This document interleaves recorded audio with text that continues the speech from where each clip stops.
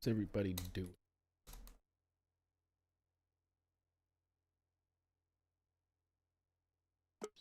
Back at it again.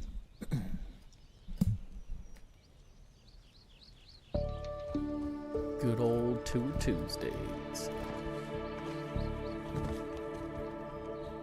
As always, starting here, hanging out for a little bit until we get some people in here. Let everyone have a little bit of time. What's up, D-Guns? What's up, 117? How you doing? How you guys doing tonight? He Dog, welcome as well. Smoking.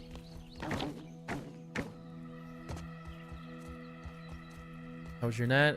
Get a job tomorrow? Nice. It was good. It was good. Can't complain. Not too crazy of a day at work, and I also got to clean up a little bit, get some stuff around the house after work was done. I've been reorganizing my office to get rid of all my crap that I've had collecting for far too long. Raven, welcome in. Or Dr. Death, yep. Rock Me, welcome in as well.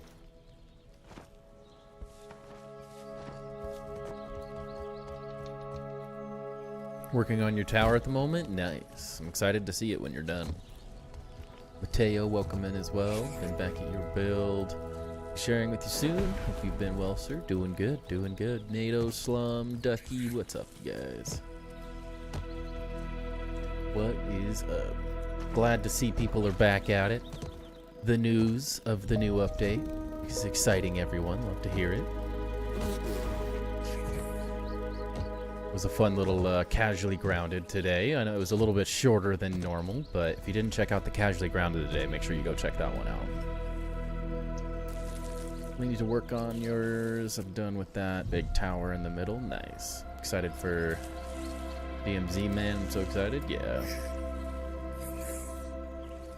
Had a really long day? Oh, no.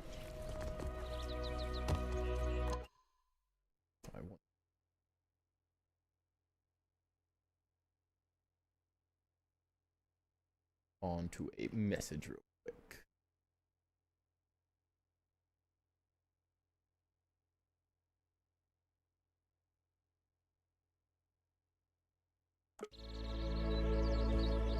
Been prepping for zip lines? Dude, we got a long ways to go.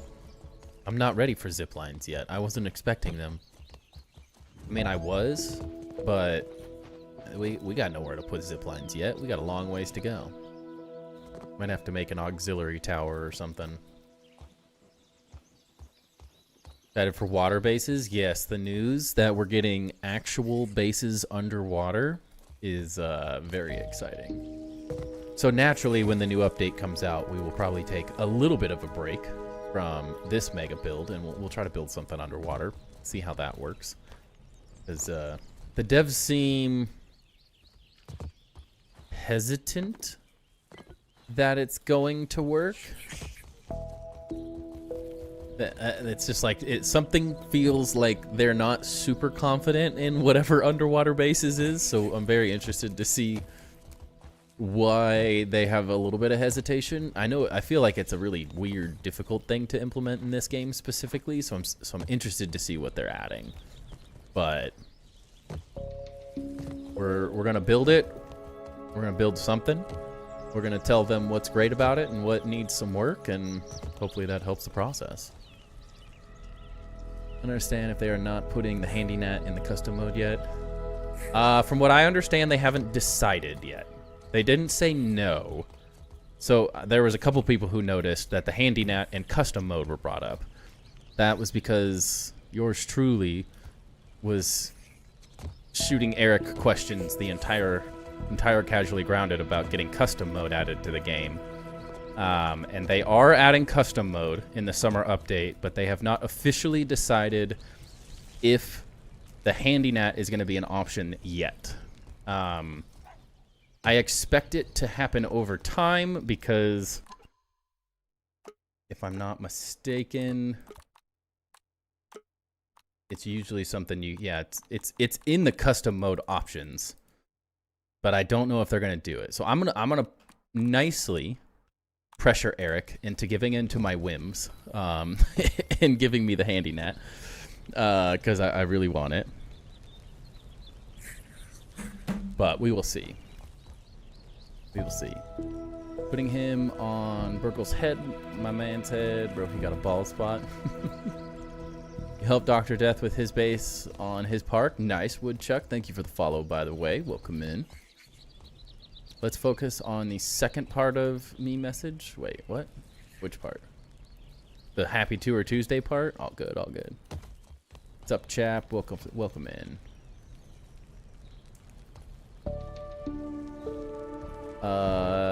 Natron, thank you. Appreciate that. Glad you liked the base. We work on my base tomorrow night and Friday nights, but we'll be showing off fun community bases today. I'm just letting people join in for the first 10 minutes here. Catching up with everyone. Said something about underwater bases. You're gonna build one? 100%, He-Dog. That'll be one of the first things.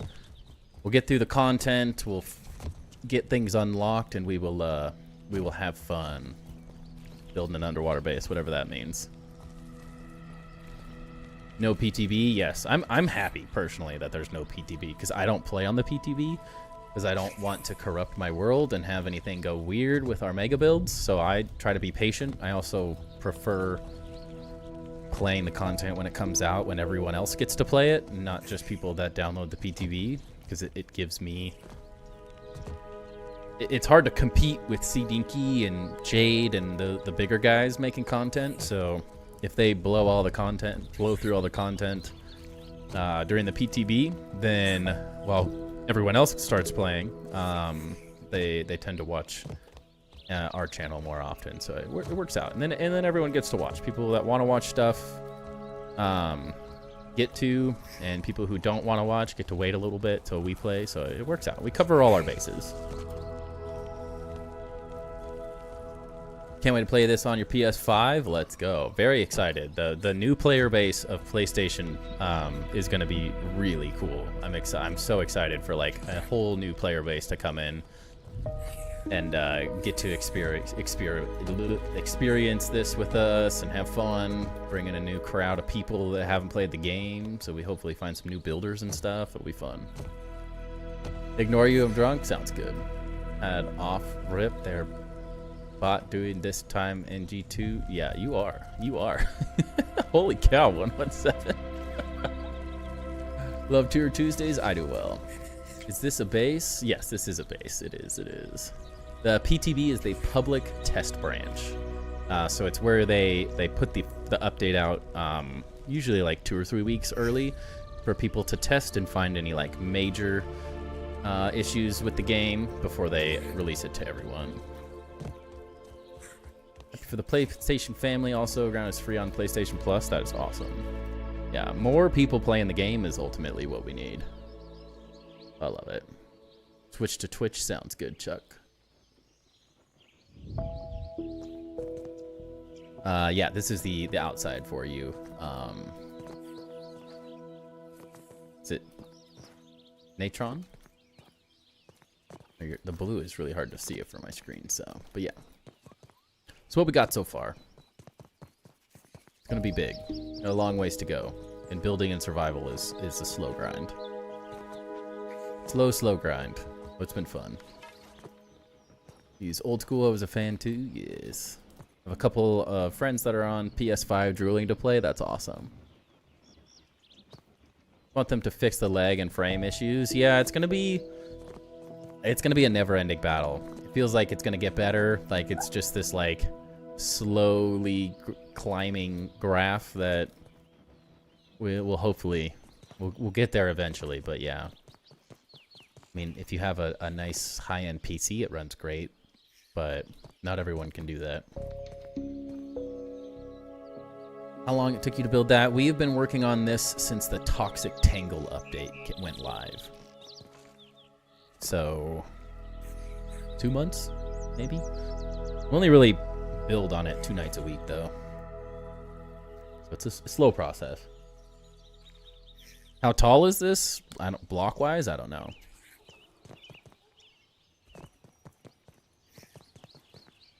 Tall? It's gonna be a lot taller than this by the end of it. It's gonna be a lot. This is, if you think of like this is a level and this is a level, we're like, or I guess we're 2 stories, and then there'll be, this is 1 story and then another story. We have another 3 or 4 of like this height to add to this. We got a long ways to go. Hell of a base too, thank you. If you haven't seen it, I was waiting for people to share their bases, so I may have thrown my base in the thumbnail because I needed another one. We didn't have enough. But yeah, this is the base as of right now. So I'll show mine off for some of the new people. We have a handful of people that haven't seen it before. Just the main crafting areas and stuff. Central crafting table with all the chests, and we're adding chests up to that level eventually. And just water collectors, the cookeries and jerky racks and stuff. We're still working on details and all that. And then we have the Hall of Subscribers above this. Anyone who is a sub on Twitch or a member on YouTube gets their name on a chest. So we're slowly working through this. And then this will go up another, I don't know, somewhere up here or something. Twice double this height, probably. Somewhere around there. Somewhere in the same range as that level. And then we got to do a museum with all the bug mounts. We got to do an armory and weapon area to show all those off. Then an art museum to show off all the artwork. And then the penthouse suite on top of that for like my living area. You want the other dozer eye, the reverse eye? Yeah, it just needs to be flipped. We don't need, it doesn't have to be like a separate thing. It just needs to be able to flip it. Like a lot of the pieces can flip. That would be really nice. My builder in real life. I have a degree in architecture, worked in an architectural firm for quite a few years. Still work in the architectural industry, just not as an architect anymore. Start your journey on August 11th on PS5. What tips can you give me for a noob? Scan everything and explore and just have fun. Learn. So it's like for combat, learn how to perfect block is the best thing you can do. Learn the attacks. It's fairly difficult. It's more difficult of a game than you might originally think. But as soon as you learn the attack patterns and stuff of bugs, you find the patterns really easily, and it becomes a lot easier. And then just explore and enjoy the process. Find everything. There's a lot of secret little stuff, cool little areas, lots of things. I was in chat this morning telling people to subscribe. Did it work? It's a good question. I don't really get a notification for every single person that like subs on YouTube or anything, so a little hard to tell. Name on a chest, is that it? So it depends on what like subscriber level you are. So like a normal sub gets their name on a chest. We could possibly do an item in the chest. I was thinking of doing an armor type as well. These are the master builder level subs, so the highest level on the channel that people specifically asked for. So they get 2 armor sets and then an item in their thing, and then we have some other stuff that allows you to get like more items in your chest. It's like your own little personal Easter egg. But a couple little things, nothing too crazy, but just a way to show a little appreciation for people who sub to the channel. Little bit to give back, nothing crazy, but played a bit of Grounded 1 but didn't finish it, so I'm excited for this one. Well, I would suggest in your free time, beat Grounded 1. That'd be my #1 tip, because the better you get at Grounded 1, the better you're going to get at Grounded 2. And this is very much a sequel, so it's like, if you didn't finish the whole first game, the second game won't make as much sense. So I would highly suggest doing it. Underwater base building confirmed? Yes. What's up, Icarus? How's it going? The Lord Alfredo? Did I miss him? Is he here? I don't see a chat.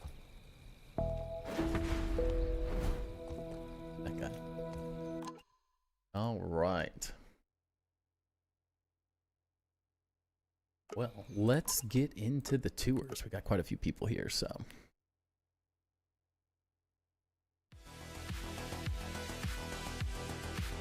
He's a goat. Nice.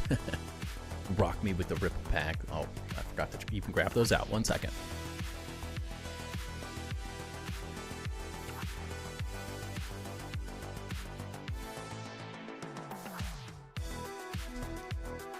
Rock me. I need a number between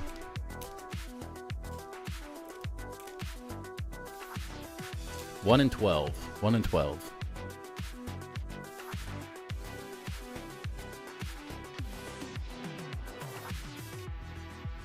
Had to turn my AC on. It's getting hot already. The summer is going to be rough. Oh yeah, so not that you guys are super excited about it or anything, but so for the people who know, I was one of the 5 picked winners for the Enshrouded build competition, and the prize I picked out finally showed up. I just have to find a place to put this on the wall, but this thing's sick.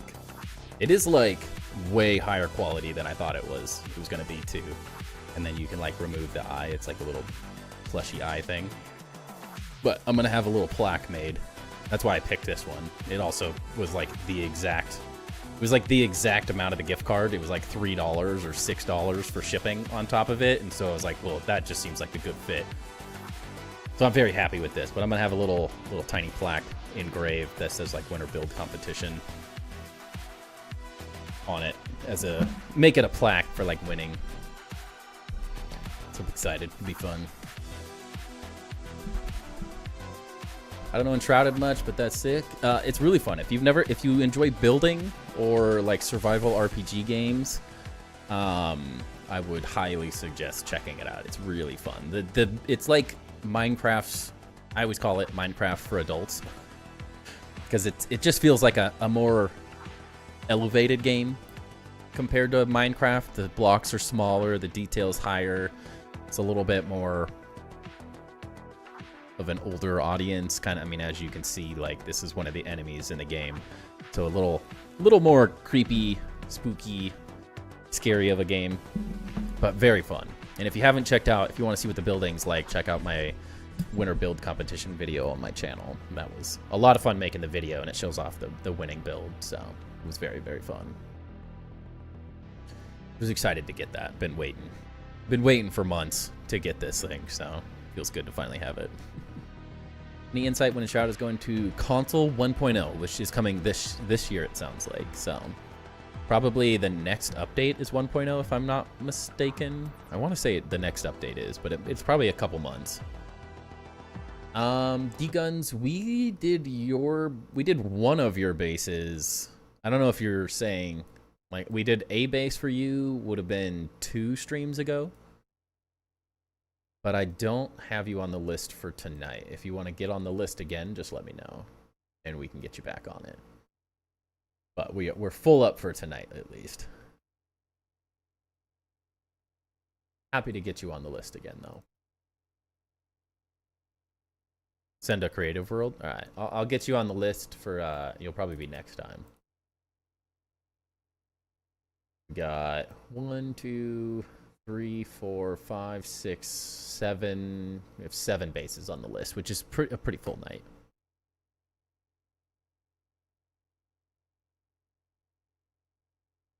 All right. So yes, we do open packs here. So before we get started, I'll open a pack real quick for Rock Me,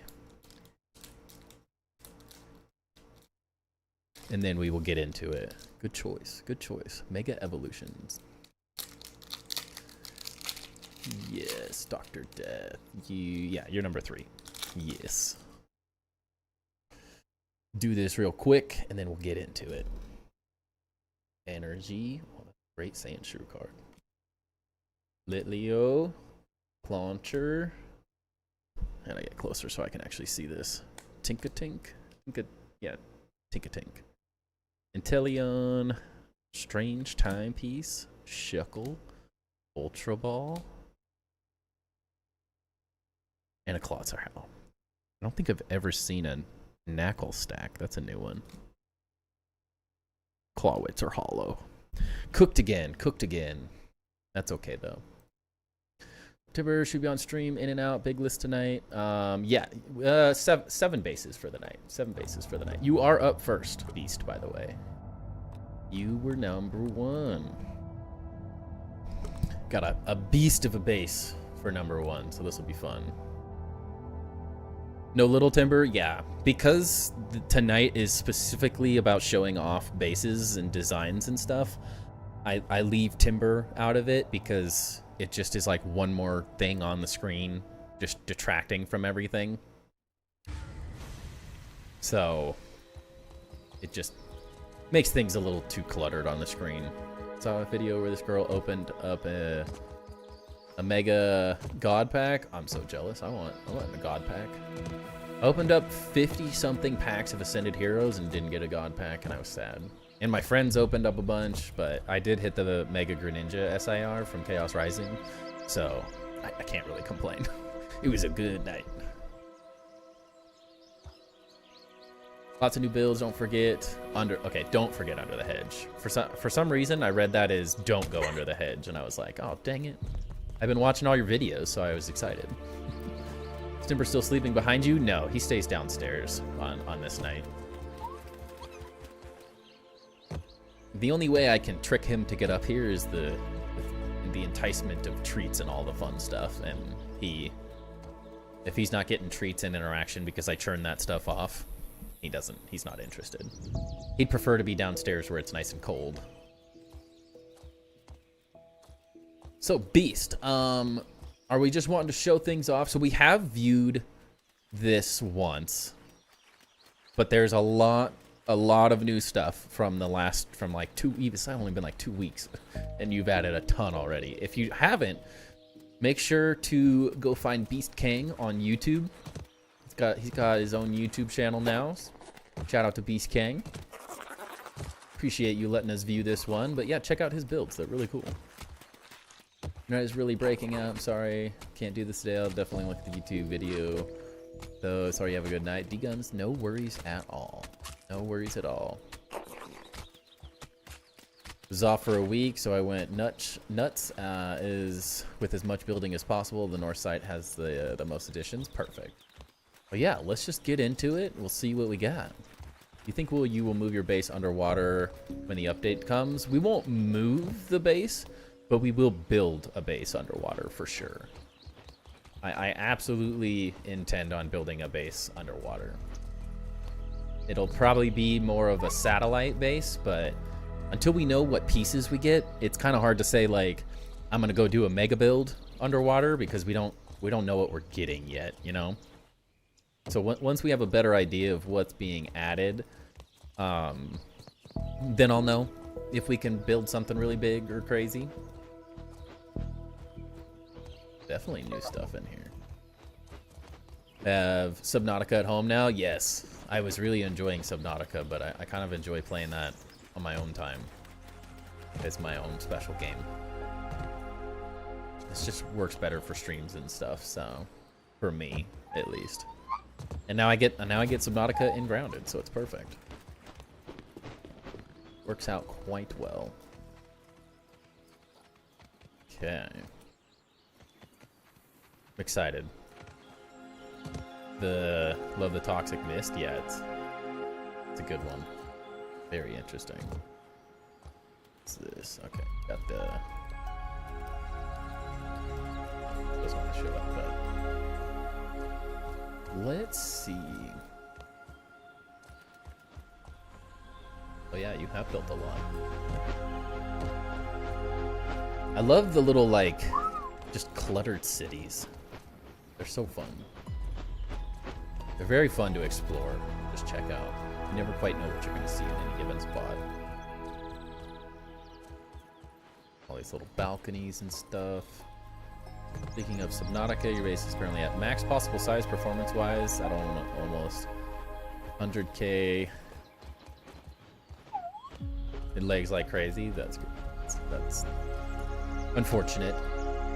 But cool that you built the base that big already. I have not built a base that big already. I have not had any time to play. We're all grounded right now.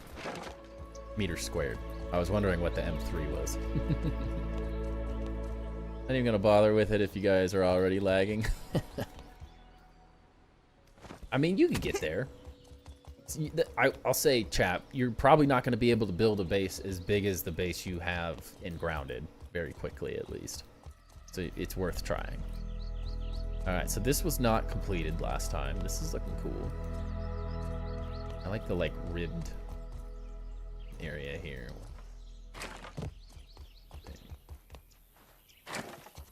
Interesting. It's worth checking out. If you haven't played Subnautica 3 or Subnautica 3, Subnautica 2, it's worth checking out. It's been really fun so far. Loving all these details. These are really cool. Been trying to make a super mega base already, so I'm def pushing performance. Yeah, that makes a big difference. See, there's a lot of interesting little details going on. I like it. It's hard to remember, like, what everything was, because there was already so much going on. Back on Grounded for now? Nice. Weren't you lagging there, too, though? Marcus made it clear with the Drowned update, underwater base building is version 1. Don't expect anything spectacular. Yeah, that's why I'm not, like... I'm not committing to the idea that we're going to be, like, absolutely building the biggest, craziest thing you've ever seen underwater. Now, if it allows us to, we will. But that doesn't mean that we'll be able to. Okay, a lot of this is similar. Looks like you kind of finished out some of these little areas, though. I think that is big. You should see the guy with the Lord of the Rings build. I'm not trying to push anyone out, but massive build. Ludoravs. Nautica 3 is going to be insane. I hope so. I hope so. Yeah. PC. Although I had someone talking some major crap in the comments that anyone that plays PC is not an intellectual, which I found to be quite hilarious. But they also complained about how poorly Xbox plays, so I can feel like they were contradicting themselves. It was one of those comments that you don't know what to do with. You can't tell me that the game runs like crap on Xbox, but that someone playing PC is dumb. Not sure I understand the logic there. Sort of contradicts the argument being made, but to each their own. I highly suggest PC play. No, it runs quite well. I think these bases haven't changed much. The one with the Swerp trophy has an interior done now, mostly empty inside the buildings for the most part. All right. That guy on TikTok building Grayskull from He-Man, that's cool. On YouTube, who said he was tired of seeing creative builds. Yeah, that guy. That was the one. I was like, I don't discriminate. If people submit creative builds, that's what we show off. People submit survival builds, that's what we show off. You can only do so much, right? You can only do so much. I know that's a new building. I'm just checking out all these details. This is cool. I like how these interact. That's nice. You didn't like your tower? Yeah, who knows, man. I don't think he likes anything. Do creative builds to inspire other and me for survival? Yeah, exactly. I don't think there's anything wrong with that. Again, I love the way this, like, city just lays out. It's that, like, perfect, chaotic, sprawling city that reminds me of, like, medieval towns and villages. I'm excited to see it, Raven, or Dr. Death. Excited to see it. Always love a good old big base.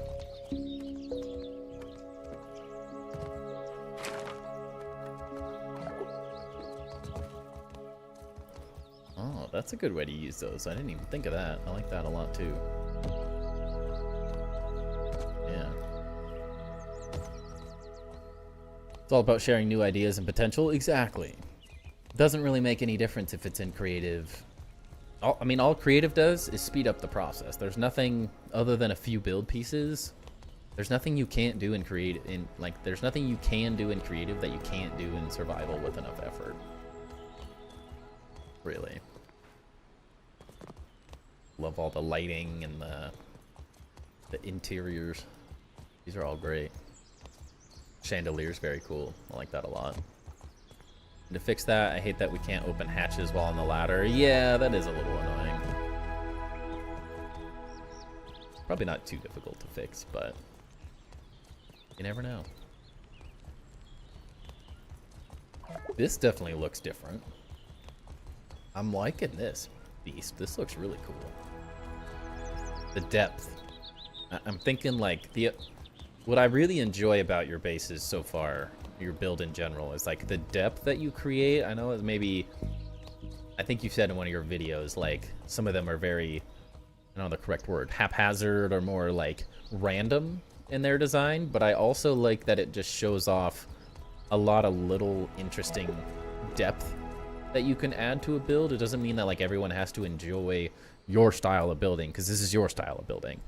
My style of building's different, yours is different. Like everyone has their own kind of style, what they like and don't like. But it shows off a lot of little detail work that you can definitely add to a base. Like maybe someone doesn't like certain things or all the pillars and stuff, but they could really enjoy these little like lighting details or these like inset sort of windows and stuff. There's a lot of cool stuff going on. Again, like the carpets, the flooring's really cool. The lighting. Really like this interior structural system going on as well. Very cool. And then like seeing other builds from inside other builds is always an interesting one. Gotta love it. This is what I need in life right now. I need a hot tub. Really do. Chest area. The arcane loom. Yeah. The interiors are turning out really nice. I like these a lot. You know, obviously, lots of work to still be done while builds are in progress, but they're coming together. These things are, I love these stairs. I hated spiral stairs, and then they got me with the pine cone ones. Hooked now. Yeah, there's a lot of interesting layering and stuff. We'll have to do like a flyby of everything as well at some point, but I want to get through some of the builds first. Nice little like custom windows and stuff. This piece is such a good addition. Such a good addition.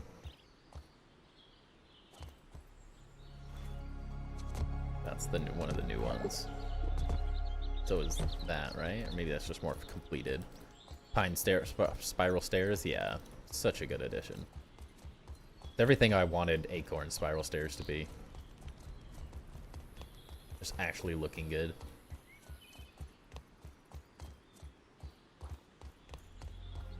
Okay, so this is one of the newer buildings.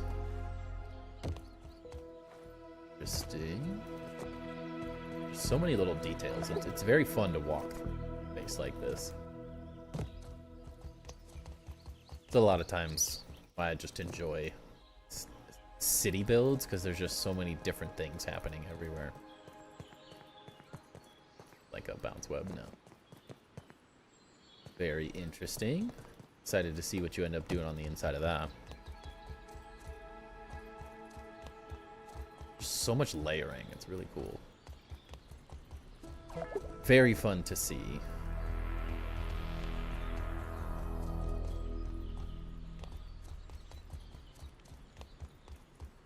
Wait, we went up this one.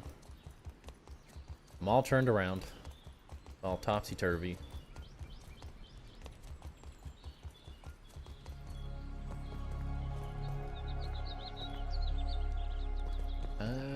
Do I get up? That's the question. That is the question. And I need water.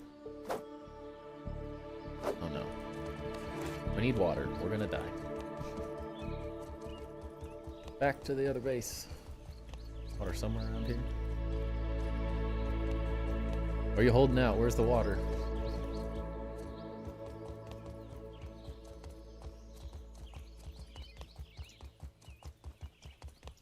Is it the dehydration ward? Is that the one?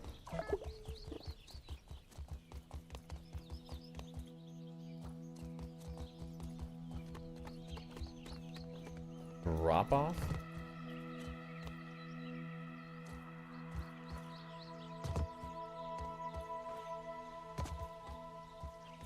You saying drop off somewhere, or? I am desiccating at an incredible pace. Water. Is there water down there? Down by the new builds in the hedge? Okay. Aha. It's clean, but I worry about my mineral intake. What's up, Peanut?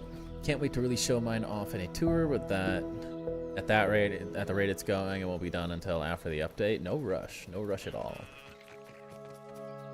Yes, so we gotta see these new ones anyways. Oh, okay. I was wondering where these were. For some reason, my brain thought these, watching your video, that those were in there. Okay.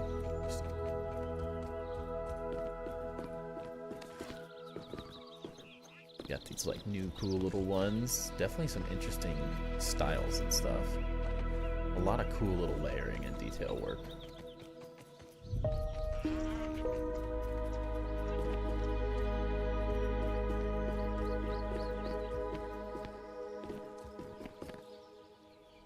Some little custom houses. One extra rule for tour days: always drink and eat before sharing the save file. It happens. It happens. Interesting. Wonder what you're building down here as well. You got all sorts of stuff going on, Beast.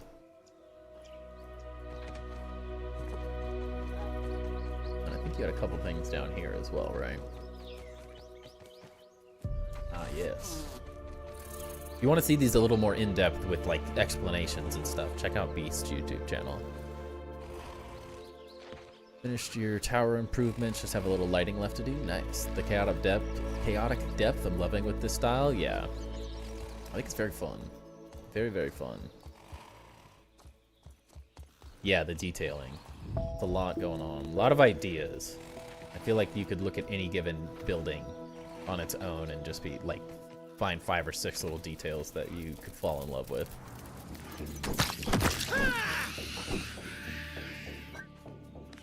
Sea Dog, thank you for the follow. Welcome in Darkus as well. Yeah, like this vibe is exactly what I want down here when I eventually build out in this area as well. Beast, I like it. Sub to Beast King, let's go. Yeah, plug your channel. Feel free. Feel free. Share the love around here. He's been pumping out content, so what is a real problem on WoW? It is. It is. We have food. Yes. Eat that real quick. Melts right off. Yeah, I'm loving the depth and the styling of everything. Every build being very unique.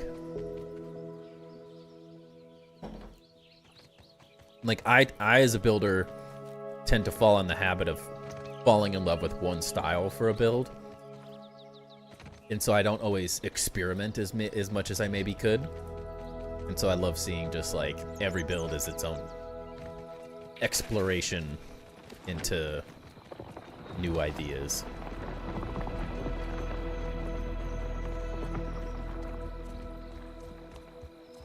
What's up, Spirit Wolf? Welcome in. How far along does a base have to be before you review it? As long as it's not a grass box with nothing, I'll review it. It just has to give me enough potential that I have something to talk about. Because, like, we've done very small starter bases at the end of the day. We've done very small starter bases. And there's nothing wrong with that. Because I think it's an interesting, like, it's fun seeing this stuff. But let's be honest, the majority of the community, outside of, like, our tried and true long-term community members, are not building, like, mega bases. And so I like showing off stuff that's more relatable. For people who are newer to the game, for people who are just looking to make a really good starter base, like those types of things. And so I think there's a lot of value in showing off big, massive mega builds and small starter homes, like anything and everything. So as long as it's more than just like, what's a good example? As long as it's more than just like something like this is really this. If it was just this one building, this is really hard to review because there's nothing going on in it yet. It doesn't give like a whole lot of suggestions in what you're trying to build. But assuming it's like a part of a mega build, a starter base that is it doesn't have to be huge or anything, but it has to have enough detail that I can at least give some pointers and tips on, then it's good to go. And the other new part is the hollowed quarter on the other side of the massive tower in the north. How do we get to said tower? That's what I'm curious about. I'm not seeing how to get into that other tower, but this stuff's looking really cool.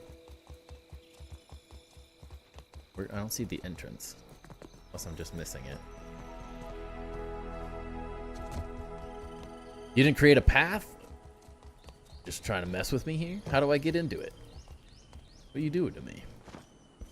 Can I get down into it that way? Is that the entrance right there? Very interesting. Send it. I don't have the parkour. You might have to move a wall. Okay, I can do that. Parkour. Oh, that's not the entrance. It looked like an entrance. I was wrong.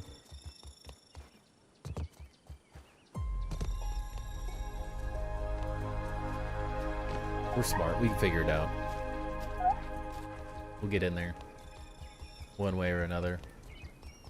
Building a giant castle, and I'd love to get some advice. Never built this big before. The outside especially looks really plain. Yeah, send it. So we do have a lot of new people in here tonight. If you're not part of our Discord, first join the Discord. It's like there's such a cool community of builders, people that are willing to help. You can post pictures of your build. You can really get a lot of good advice from more than just me specifically, is I'm always trying to be as active as I can be on the Discord, but I can't always be there all day every day with a family and stuff. So I would highly suggest joining the Discord as a way to hang out with cool builders, hang out with awesome designers and stuff. And then for anyone who wants a base tour done of their base, make sure to reach out to me on Discord. You can shoot me a DM if you don't want to share your Xbox username in the Discord itself. But yeah, I just need your Xbox username, and then I can get you added to the list. Very interesting. I mean, really excited to see what you do with all the interiors and stuff, because your exterior work is very good. There's a lot of cool details. There's a lot of interesting depth and designs. Yeah, very interested to see how you come up with all the interior stuff of this, because I think your exteriors are very good, and the interiors that you've done so far are very good. But you got a lot of projects going. You've got that that ADHD level of building that I also have, so I love to see it. It's very fun. Excited to see. It looks like you're going all the way over here too. It's gonna be really cool. Is creative? This is survival, if I'm not mistaken. Yeah, woe mode survival. I want to get onto the tire. Yeah, it's super hard mode.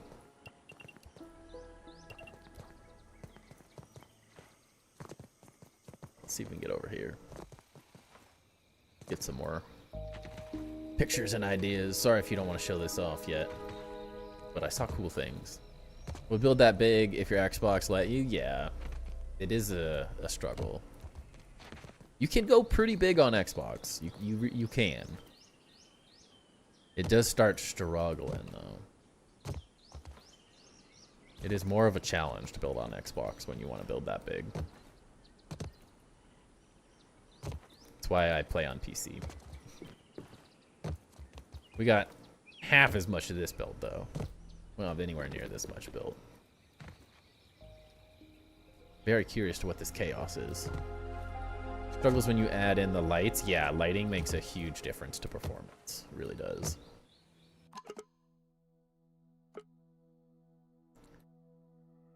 Loving the layout of this city.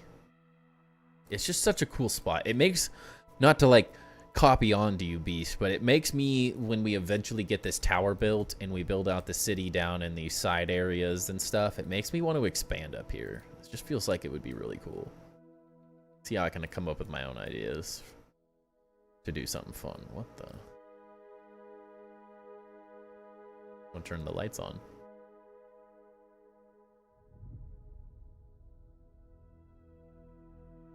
What if the sour did look like that? Looks like it belongs here. Yeah, it's very, I think like what works really well about your bases, Beast, is it's just like organic. They're fun, they're unique, they have a style of their own. They're not just like this, kind of how US cities are made, just like a cross pattern, a grid pattern. Like it's very organic in the way it kind of flows through this area. But yeah, definitely liking it. This is really cool. Very, very fun. Great additions so far. Very exciting to like see what you're gonna plan on doing on this area and like what's gonna happen up there. Like this stuff you're expanding on that's going out. Stinking photo mode doesn't let us go far enough. The fact that you're gonna build this whole thing all the way out here. I mean, is this what I'm getting here? Is this like a ruin of some kind almost? Like the way you've got just like random grids and stuff placed all over? Seems like it's gonna be really interesting. It's like a ruined area. Expand over, your base will definitely have a solid, clean architecture. As you said, mine is a bit random.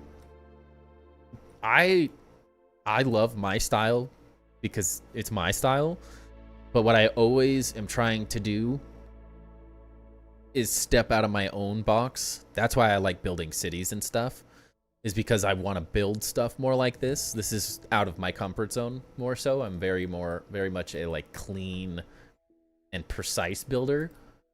And so seeing these kind of builds, the more like random stuff is something I want to get better at, because I think the mixture of clean and random looks really good. Yeah, it is. Yeah, the abandoned part of the city. Yeah, like ruins. It'd be really interesting. The Forgotten Ruins. It's a good name for it.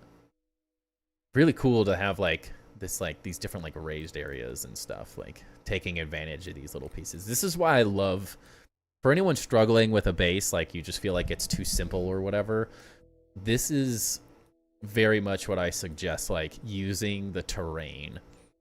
And you've done a great job in that. Like the area you picked has a lot of high like verticality to it. Not that it's the most vertical space in the map, but you're taking advantage of these like raised areas, lowered areas, the really low areas, and then like utilizing the assets that the devs have given us, to where it's like there's these interesting spaces created in between objects, which is going to make for a really organic, cool area.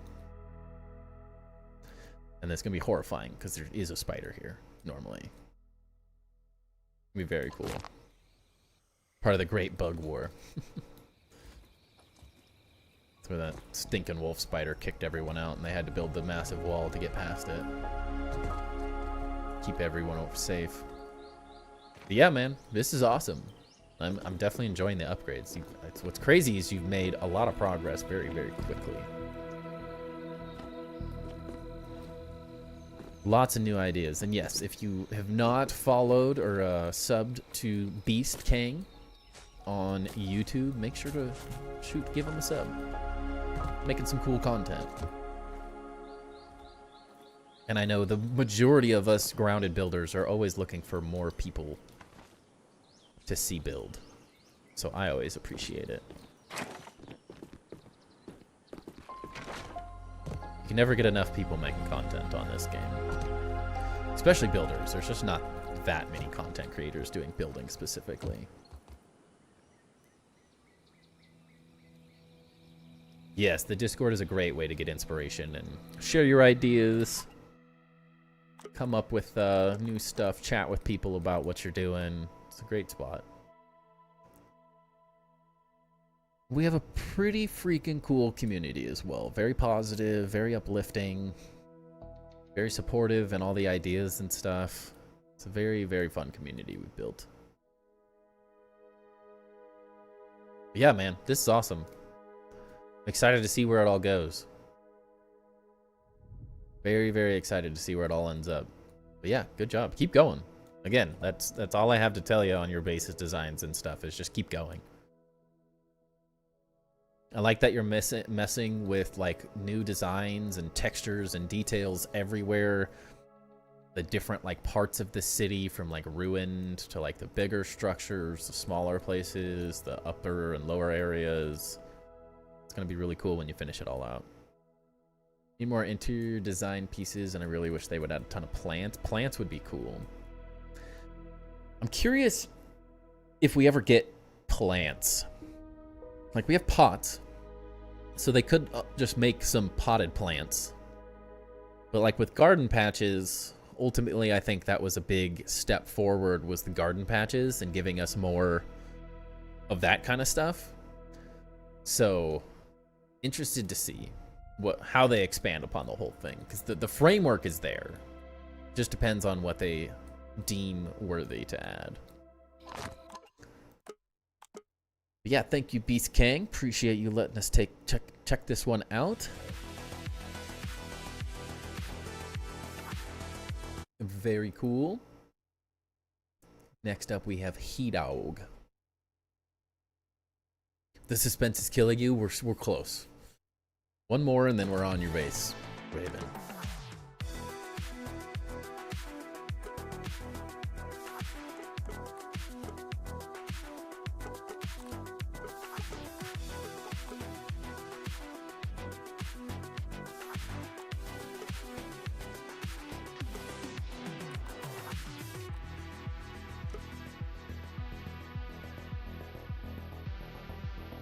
Yeah, very cool base.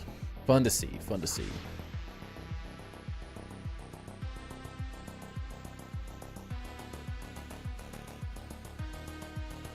Sorry, one sec.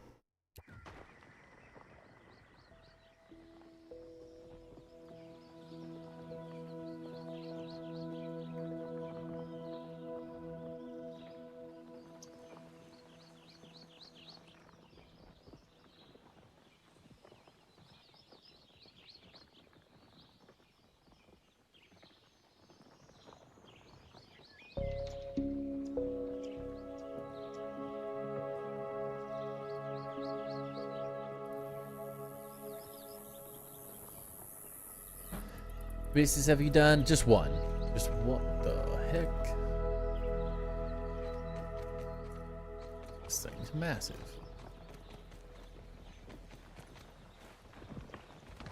What are we getting into? Let me just make sure I'm not missing any comments from E-Dog.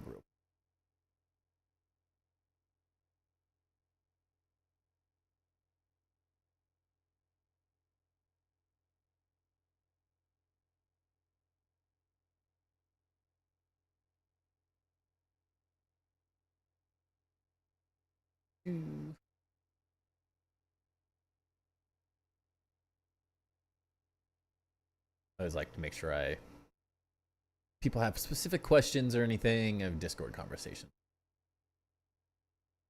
We got to look for a hidden maze in this one.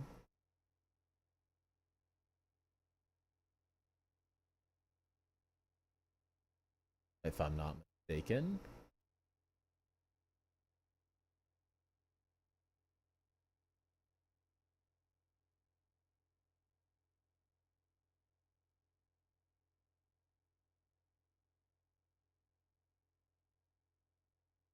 Okay. Let's get into it. What's up? Hey, Smokin', thank you for the gifted sub. Appreciate the support. Give it a rewatch after the live. Sounds good. You here? Sounds good. Is there anything specific you want me to focus on, E-Dog? Is this the one that has the maze that you were talking about, or is that a grounded one build? I know we were talking about both. Just looking, I promise. This thing goes all over the place. What the heck? The grounded one? Okay. Is this just survival or creative?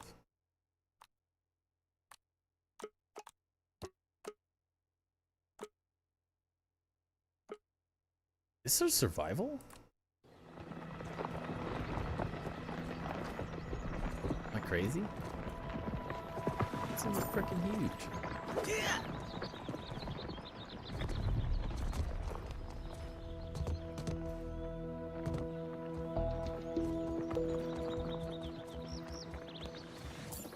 Trying to find it, figure out that seedinky technique of the jump. I never do it right.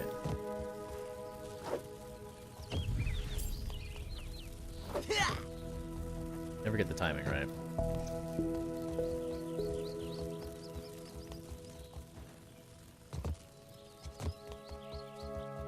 Survival, wow. This thing is... Ah, that hit the spot. Holy cow. Yeah, this is nuts for survival. As a mega builder, this thing's huge. I miss the days where I just had nothing but time to build. Can't complain about life, but I do miss these days. How many days? 718. That's the crazy part. We have about the same amount of days. My base is so much smaller than this. Know the feeling? Yeah. Life's busy. It's okay though. Still having fun with it, right? Before I had a kid, I just built. That's all I did in Grounded 1 was just build. Got a nice little storage area. I like the little like raised thing in the center. Works really well. I'm gonna get so turned around. There's so many staircases. Holy cow.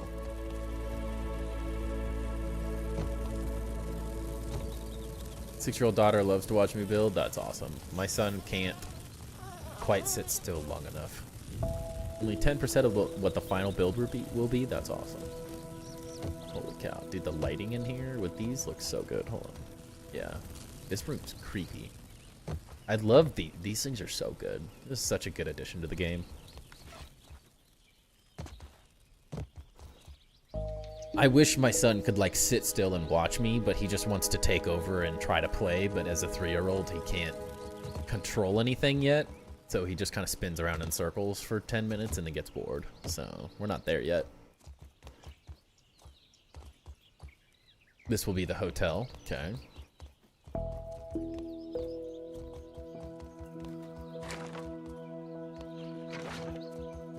Getting those hotel kind of vibes. Little like seating area.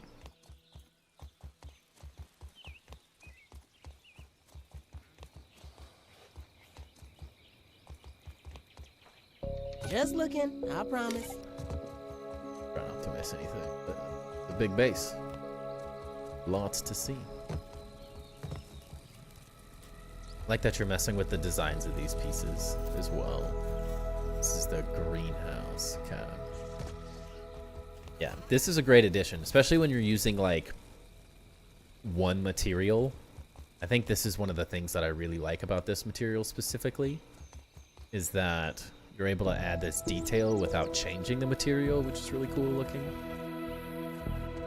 Because like a lot of the times, if it's just one standard wall, this would be a very boring room, but you've detailed it very nicely with like limited amounts of materials, which looks nice. Ninja, thank you for the 1999 super chat. Holy cow. That is insane. Thank you for the support. Let me get you added to the master builder list real quick. If I don't already have you.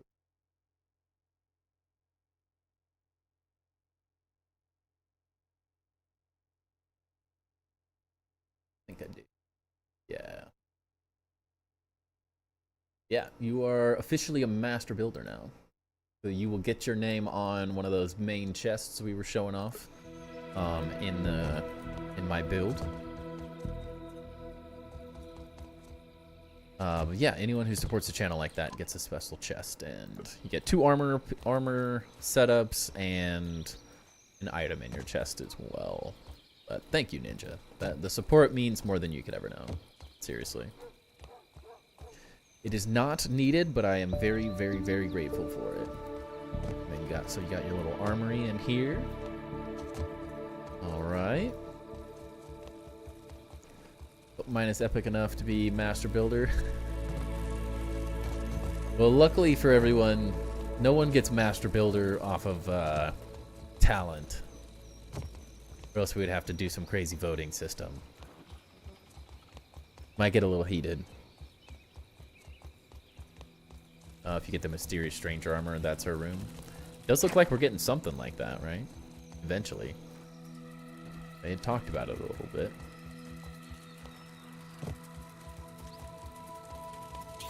Okay, then another crafting kind of storage room.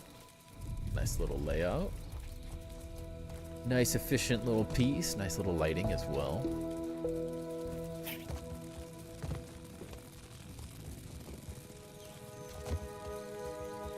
And your water tower.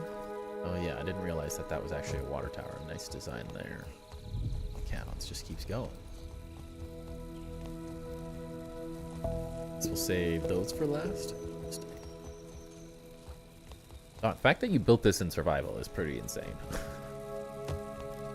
Pretty insane. I like the switch up from materials too. Like, kind of looks like you maybe originally started this, and then they added the toxic tangle stuff where we got the mushroom bricks, and you kind of like switch things up. This is a really cool little design though. I like the kind of like stacked layering effect with the pebble. Looks really nice with the columns. Nice little entrance as well. Need more decor? Yes. It'll come. It'll come.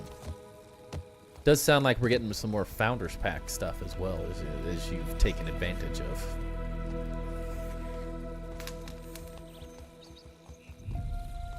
Yeah, very nice. Lots of room for potential. Look up in here, I'm guessing.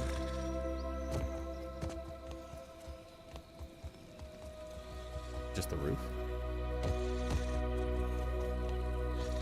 Like these, is that what you're saying? Floor patterns on the roof? I love these things. Is the clock tower, but I don't know how to make the clock face. That's... Unless you build on a really, really large scale, clock tower face would be pretty hard. We get a real blue color that doesn't look white. The blue is very subtle. Oh, these look nice. That's a good little touch.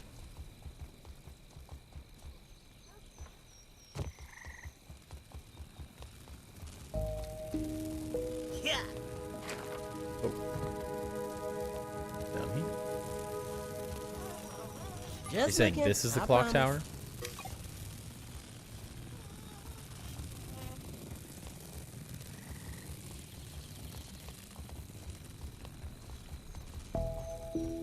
You're saying look up, like up here?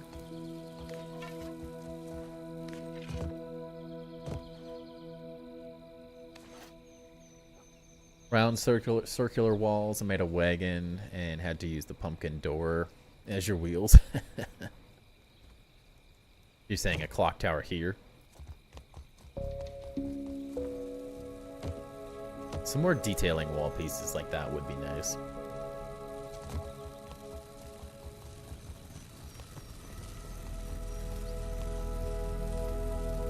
Yeah, until we're able to like flip this piece, I mean, this would be really nice to be able to flip this or vertically, so you could make like a circular window type thing. That would be great.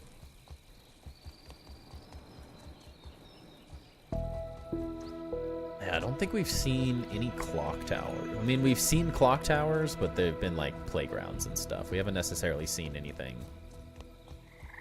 An acorn turret could possibly work. Yeah, that's about the best thing I could think of.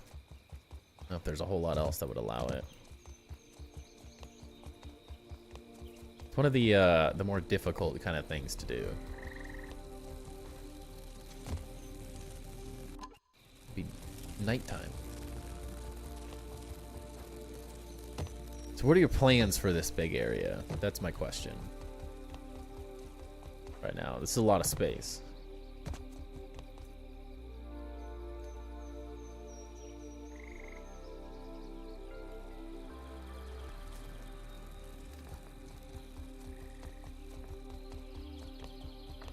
You already have a hotel. So what would be going in all of this? Very interesting room, though.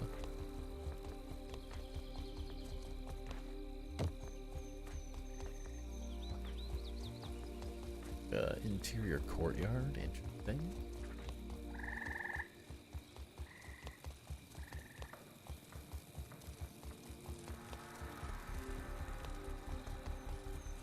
Fireplace room. This like more hotel space.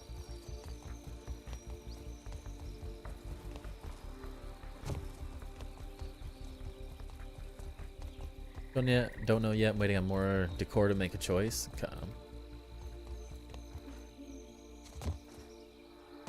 Might be able to help a little bit with that. Have to watch ads. It's all good.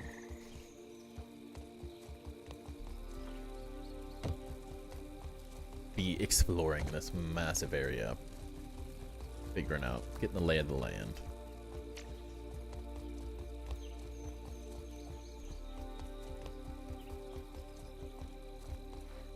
Just sort of formulating what, oh no. Formulating what I would think.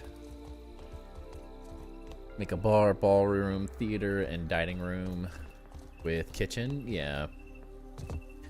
I think, like, a lot of the times I see areas like this, it's sort of like, how do you think outside of the box to make stuff to fill a space like this?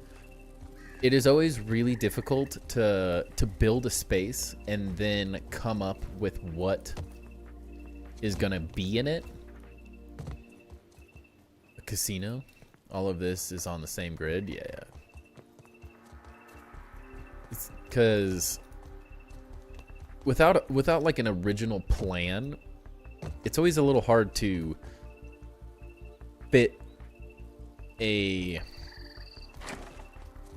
specific thing within a space. It's always easier to design a space and then build the space around. Sorry, I'm trying to formulate this correctly in my head. It's been a minute.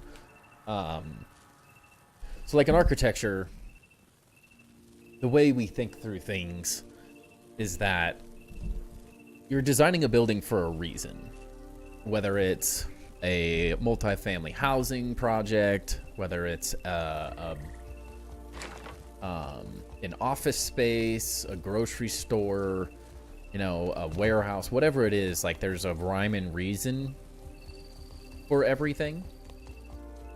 And so it's always easier to design the exterior based on what needs to go on the inside of it. So I always try to like to have an idea, maybe not like a fully fleshed out idea, but what is the reasoning that this space exists in the first place? It's always really hard to just build something really big and then divide it up after the fact.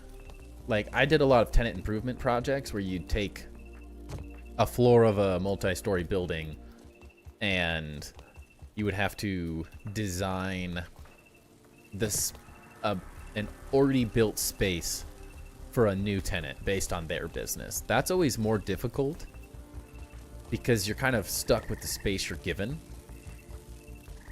But when you think about what is going to go for in that space from the beginning, it's always a little bit easier to kind of work through those ideas, I guess is what I'm trying to say.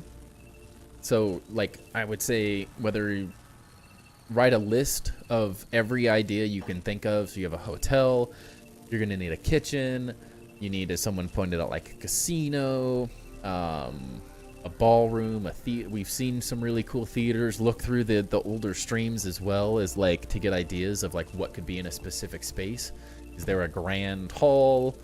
Like my tower having the like main entry room. Like what is the rhyme and reason for any space? Because like this is a cool space and the windows are really interesting, but it's always really hard to fill a massive space like this without like a predetermined sort of idea behind it. Where's the club? Which way would that be? Aha, right here. gallows. But yeah, like a club. This is a great way to think through this. Think of every cool, if you've been to like a speakeasy, this is where design starts happening. Is you had an idea and you're just doing it. Yeah, I got the idea of the kitchen. Yeah. That's just an idea is all. The more ideas you have for the interior of spaces like this works great. I love the little candle, the mic stand with the person. Like, these all work really good. Looks like a very cool little spot to chill at. And like, you got all the storytelling behind it, so you know, like, obviously more decoration pieces would be great, but there's a lot you can do when you think a little bit outside of the box, like a table used as like an entry area where like you might collect tickets and you got the bouncer and stuff. Like, these are all really good ideas. So it's obvious that you can come up with them. It's just like make a big list and start picking those things off. Because as of right now, the exteriors are very interesting. There's a lot of cool detail work and designs and stuff going on, but the interiors are where the ones that you have are really good. Same with, it's similar thing with like Beast. Like it's always easy to like stick to one thing, but I'm always, when I'm trying to design something, I always try to have a little bit of a give and take with the inside and the outside. So I try to build a little bit of the inside, a little bit of the outside, a little bit of the inside, a little bit of the outside, back and forth. That way you're not just stuck with, oh, I wish I would have made this like 2 blocks wider or 2 blocks narrower because I have too much space or too little space. That way you're not kind of like stuck with something like, ooh, this space is a little too big. I don't quite know how I want to fill it, or it's too small and I don't have the space to fill it with what I want. Like, thinking through those ideas like simultaneously can help a lot. And then watching other base tours and stuff to kind of help come up with ideas to fill the spaces as well. There's a stage outside as well. There's a wall blocking it at the moment. Outside where? Like down in that same area?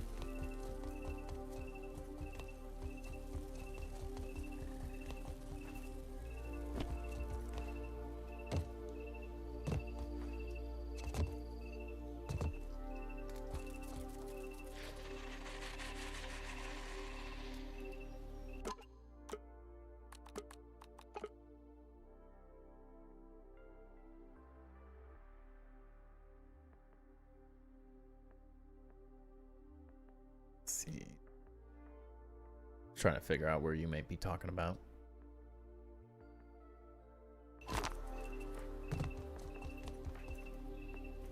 Almost ready? Sounds good, Peanut. All good, all good.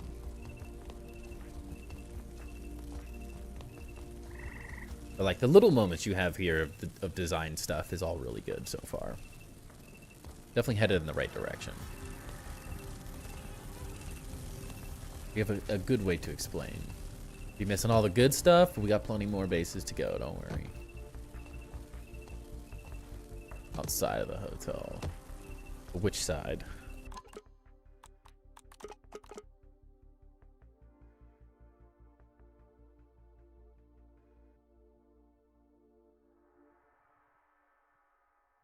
Like this that you're working on? Like these things?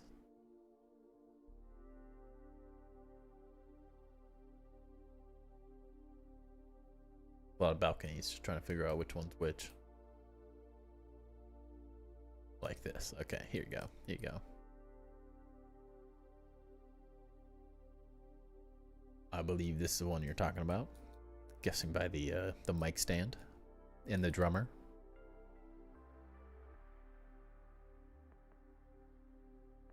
Drummer design and stuff. Like it.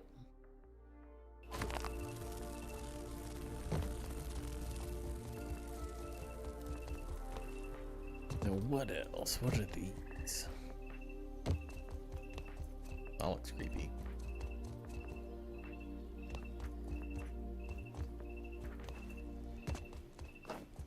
Like that as well. The nice little floor designs.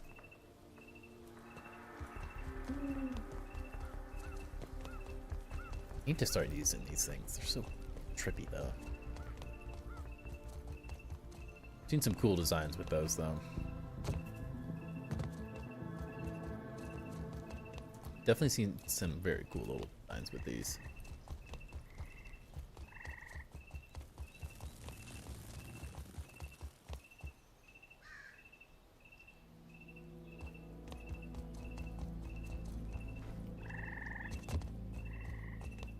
It'll look nice when it gets done. Yeah, everything's a work in progress at the end of the day, right? Everything is a bit of a work in progress. I don't know if I've ever considered any of my builds ever finished before. The pagoda base is probably about as close as I've possibly been to saying a build is done. But I enjoy the never-ending process of building a big base. Like the little like depth and stuff you've created. Very nice little bug museum. I like this. The lighting's nice in here. Very much feels like a museum, the way you've like lit the edges and stuff. That looks really nice.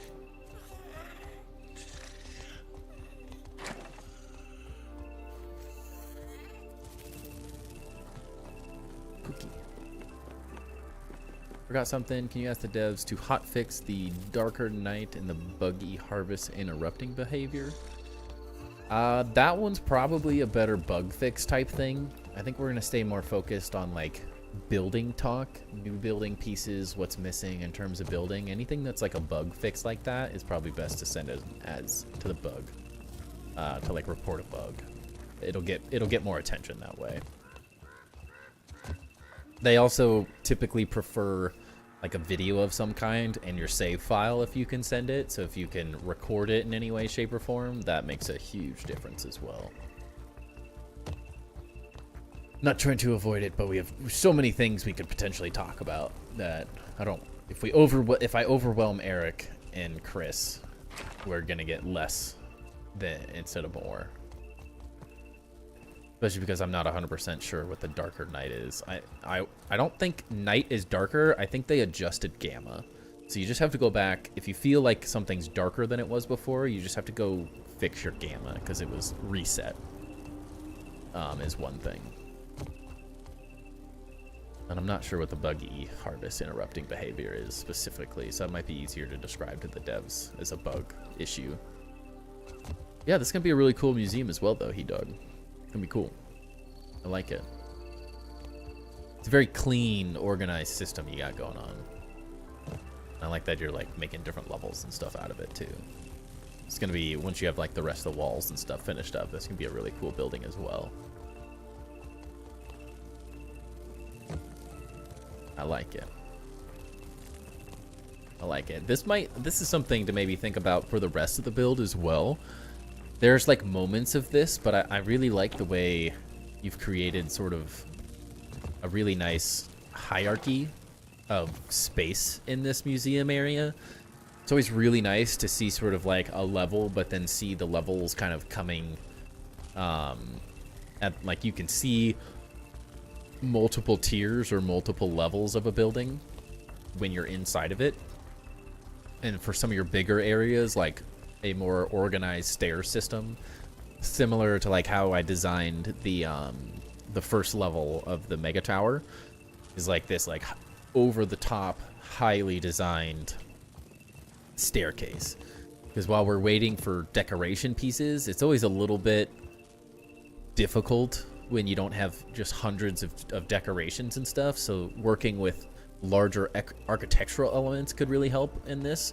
Kind of like how you've done like the stairs become a big part of this design overall, and that could be something you could sort of start adding or integrating into the other build a little bit more, is potentially how you navigate from one level to the other. There's a couple moments where like after you get past the hotel and you're on sort of the mushroom brick area, the central staircase sort of in there is kind of interesting, but you could make them even bigger and like more of a bigger kind of detail piece of the whole thing.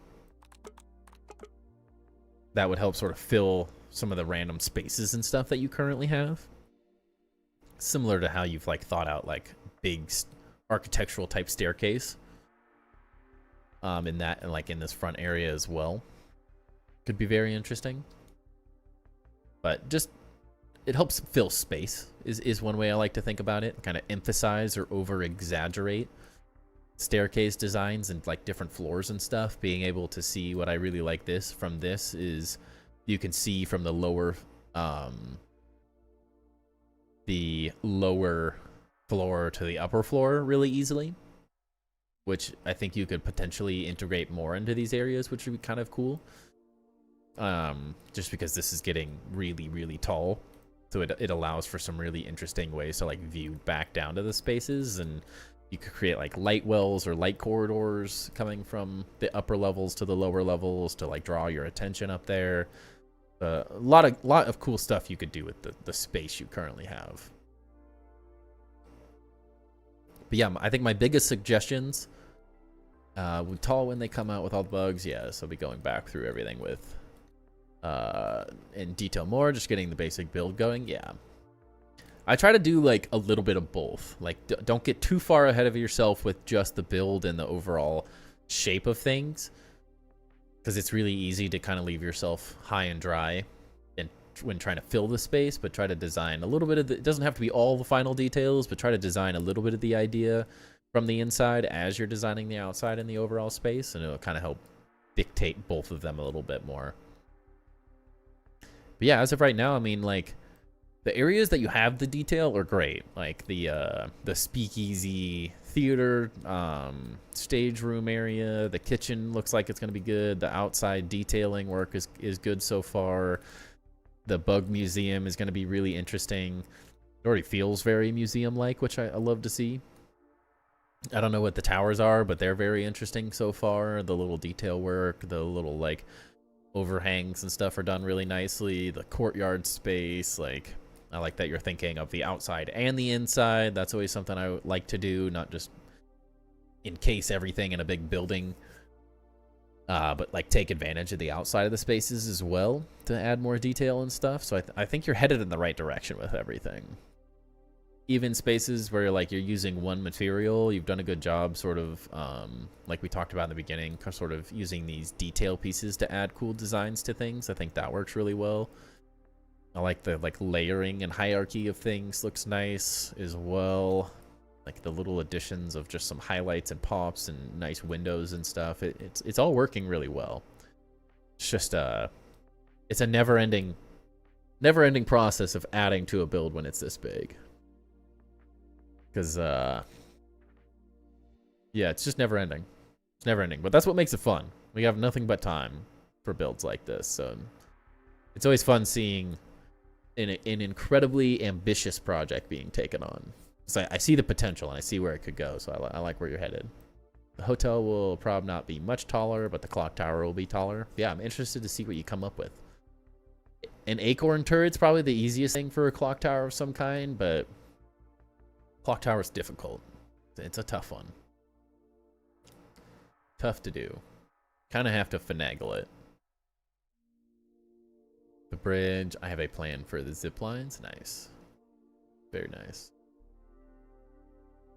Yeah, I think you're heading in a great direction. I think just like spend a little bit more time on some of the details in the interior work and kind of jump in between, like back and forth between them, and it'll really start filling out quicker than you might think. But think of big ideas. Think of theaters. Think of community gathering spaces that you could do. That like look up hotels and see what they have. There's always like banquet rooms and ballrooms. You have stages, like those sort of things.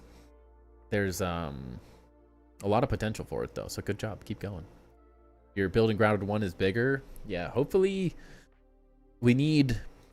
you're the only grounded one base we have right now. There might be like one other person that's requested a grounded one base, so we need a lot more, and there aren't many people building in grounded one that haven't shown off their bases. Because I wasn't the only person doing base tours in grounded one. C3 was also doing them, so a lot of the people building mega bases in grounded one have sort of already shown off their work, but if we get a handful of people that want a Grounded 1 base tour, we could definitely do another Grounded 1 night. When we always tend to have a week here and there in between major updates and stuff that we need to fill. So I'm sure at some point we'll be able to revisit Grounded 1 based off Hotel in the UK. Actually, interesting. I like that you have like a real world precedent image. That's always a good way to start. It's like I always try to look up real world, even if it's like fantasy images and stuff. I always enjoy seeing some type of context to help kind of interpret and push the idea forward. So it's a great way to do it. Use a different color brick for hexagonal clock face, and dark lit or unlit torches for the number marks and clock arms. That could do it. Yeah, instead of like a circle, you do like a hexagon or like a diamond shape. A lot of different things you could do. You have to get a little more abstract with some of those designs. Not be like super literal, but if you get a little bit abstracted. But we saw a literal guitar get built. Like we saw an actual guitar base. So like with enough creativity, it's possible to build just about anything. I have a Grounded 1 base, but it's not finished yet. If it is, I could share it. Yeah. Yeah, if you want, we could do it. Still would need a couple more, but if we have people that have some, I will say, if we're gonna go back to Grounded 1, bigger is better, or more detailed is better for Grounded 1 stuff, since it's a little harder to like hook people to want to see Grounded 1 because there's a new game and people want to see the new game's content and the new game's ideas. So like the last stream we did was like the biggest, best unseen bases in Grounded 1. And so very big or very detailed or unique builds would be preferable for Grounded 1, because we kind of have to like hook to commit to an entire evening of Grounded 1 builds. We got to have something to entice people to want to watch it. Thinking about the pumpkin windows for the clock tower. Yeah, the pumpkin windows would work well as well. You thought about revisiting any Grounded 1 builds? I have a very unique and one of a kind base you've never seen before. Yeah. That's what we're talking about right now. We just need, so we potentially have like 2 or 3 with you, Adam. We would probably need like 6 or 7 bases to be able to make a whole evening out of it. Obviously, depending on how big builds are, if there's some really, really big ones, like He Dog said his Grounded 1 build is even bigger than this. We could get away with a couple less. It just kind of depends on what people have. But if you have a Grounded 1 base that you're interested in having shown off, shoot me a DM on Discord. That's the best way to let me know that you guys are interested in that. I'm always happy to do things the community is interested in. So shoot me DM me on Discord, and I can compile a bit of a list for Grounded 1 builds. We can see if we can make it happen.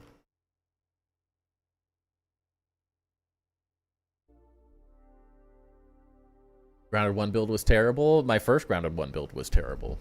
Got better with time. It is small or middle, but it has everything you showed us. I mean, every base building technique I could put in it. Yeah, as long as it's detailed and interesting and like unique, then it can be thrown in. And if we get enough of them, we could show off some smaller ones too. But it's mostly about filling the time, you know. Have you ever played Small Land? No. Small Land didn't. It was just stylistically, the art style and the gameplay just didn't pique my interest. And it was it's so similar to Grounded. Not that like one game is copying the other. They both are unique in their own ways. That it was really hard to like It was very hard to like try to do both at the same time because they're so similar in so many ways. You either have people that like Small Land or you have people that like Grounded, and there's not a huge amount of overlap. And I've just fallen in love with Grounded since the beginning. So, but yeah, randomly epic. Thank you so much for the $10 super chat, dude. Holy cow, you have been donating machine. Thank you, man. I really, really, really appreciate your guys' support. Again, thank you so much. You absolutely do not have to spend money here, but I cannot tell you guys how much it means. Just hop back on and I can try to get a build on grounded one for you. Yeah, I mean, if people are interested in it, we can make it happen. We can make it happen. Well, He Dog, I appreciate you letting us take a look at this one. I'm excited to see how it gets updated and changes over time, for sure. It is going to be very interesting. Very, very interesting to see. Yeah, once you get some more work done and stuff, we'll happily do a re-review and check out some additions and stuff you got. But very good. It's a good start. A lot of cool ideas going on. Okay, this is yours, Dr. Death, right? Correct me if I'm wrong, but this top one's yours, right?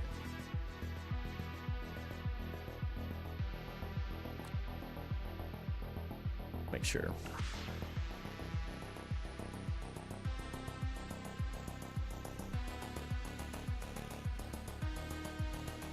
Yes, Woodchuck and Dr. Death. Pretty sure this is right.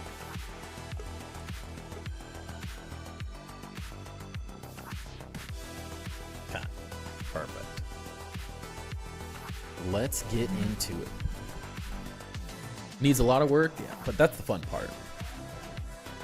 This early into early access, I like seeing ambitious projects because, as the devs have said, like, the building community are the people who are still playing the game all the time, really, at the end of the day. So for me, although the projects are never done when you're building that big, it's always fun to see where it's heading and stuff. Like, Sheps is a great example of, like, just absolutely ridiculously big. Just something that's going to keep you entertained for an incredibly long time and enjoying this game to its fullest. And it bridges the gap between updates because you have to last like 3 to 4 months in between each one. So it is I like seeing the ambitious projects. I like seeing the small bases and the unique little designs and that stuff too. I think that's more relatable for most people, but it's always fun seeing the massive projects some of you guys are undertaking. Yes, next up we have Dr. Death and Woodchuck. This is their mega castle. You guys have everything called out. Let's see. Alright, so we are kind of right in the center.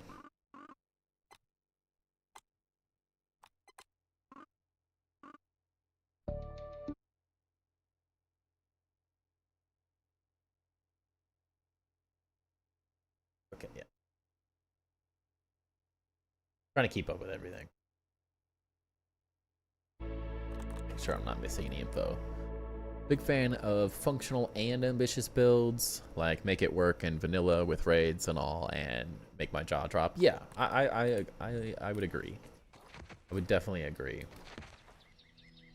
I do like seeing absurd ridiculousness that has no function other than being ridiculous, but the way I like to build is very functional over the top.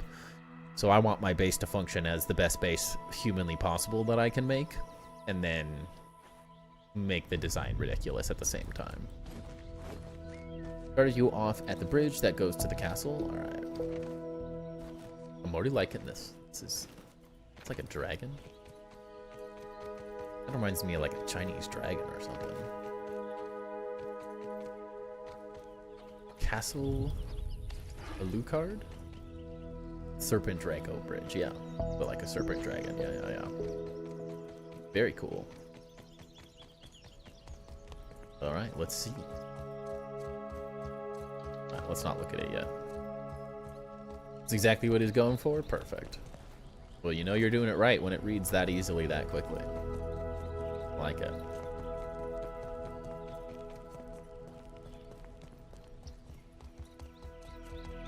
It's always a good start. God. It's like snaking serpent bridge. It's Dracula backwards. Okay. Ah, I see.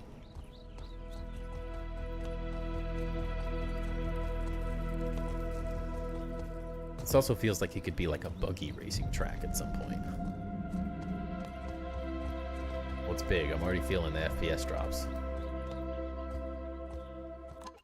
Is this survival too?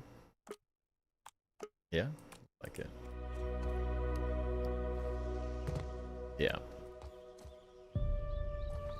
Well, it's definitely feeling big because I'm feeling the FPS drops. I don't know if you guys can see that.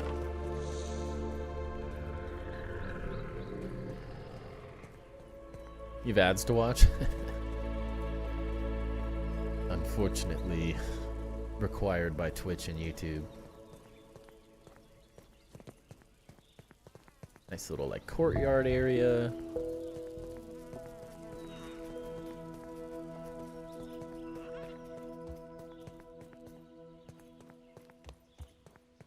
Like to kind of use this natural front area.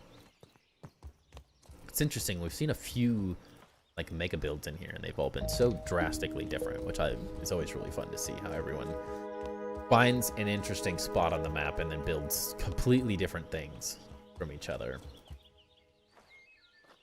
Always say it's always fun to see.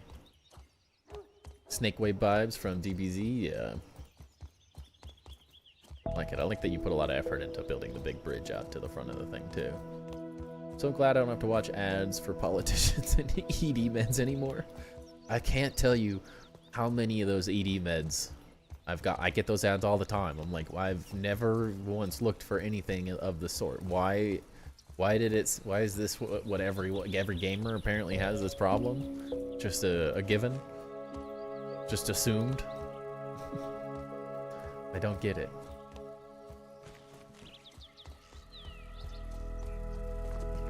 They don't do a very good job setting up ads for the right demographic, typically. Always kind of surprises me how bad the ad selection is. And that looks like it goes into it, so we'll go to that last.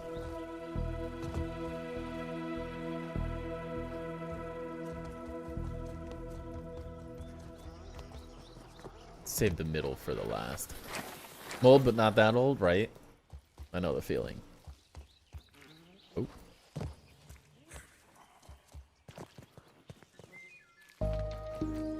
It's like sort of an under construction area. Sorry if you're not wanting to show this off, but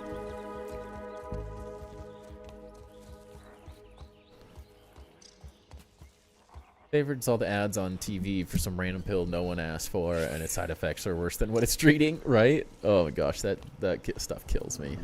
Most of what you're looking at is still work in progress. Okay, all good. Just wanted to get through the work in progress stuff before we get to the final big stuff.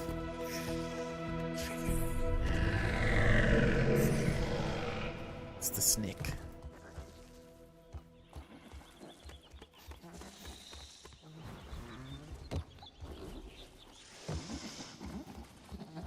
Oh yeah, it goes for a while. Alright, let's get into it. Back to the front. We'll fix your election, but may cause diarrhea and death, right? What kills me about all those medications and stuff is like, don't take this drug if you're allergic to this drug. I'm like, that's a pretty contradictory thing to add. Don't take this if you're allergic to it.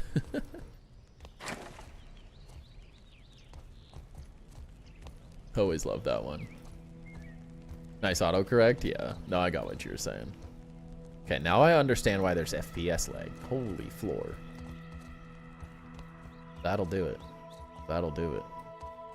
You guys really stuffed these in here. It's one of the things you're going to mention, chest name loading time. It's on the list. I don't know if I'm going to like focus on it necessarily. There's bigger fish to fry, you know? The floor is awesome though. I love these curved burr floors. They're so good. Love the columns as well. Those are really nice. These are just too cool. It's just too cool of a piece.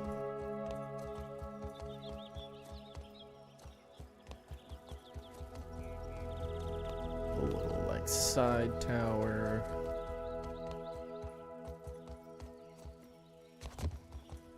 Living quarter type space.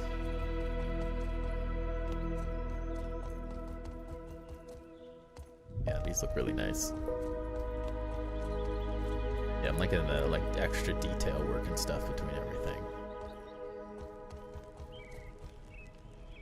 Oh, that's a lava floor. This puts my lava floor to shame. I didn't even notice the chandelier either. So many cool chandelier designs. It's like every time I see one, I find something new that's just like totally different.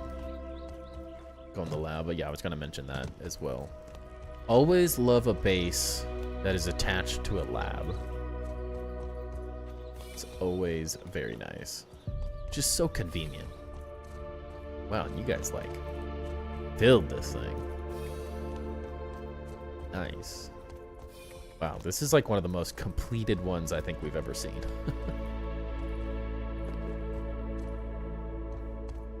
I love that this like works so well. This looks awesome. Yeah, this is like, you did everything. Looks amazing. I've always loved these.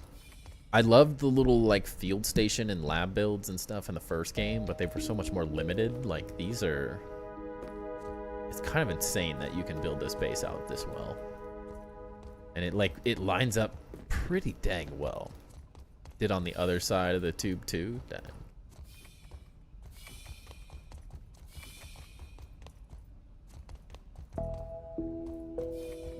What's up, Sly Guy? Welcome in.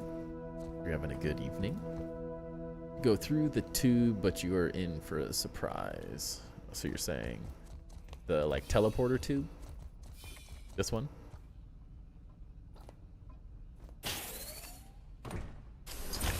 Uh-oh.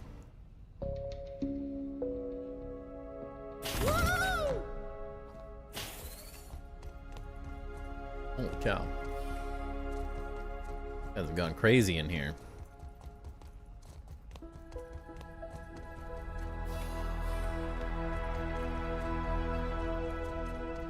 It almost looks like it's more designed to be this way than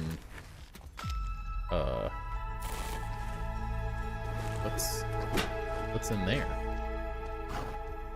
What's over here? Oh crap. I didn't mean to do that. How did you get an orc queen down there? What the heck? What the heck? Was that a surprise? That you locked it in there?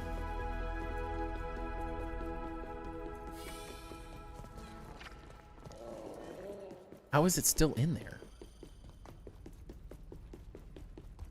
Yeah, it's from a raid, but how is it in there? We're not getting raided right now.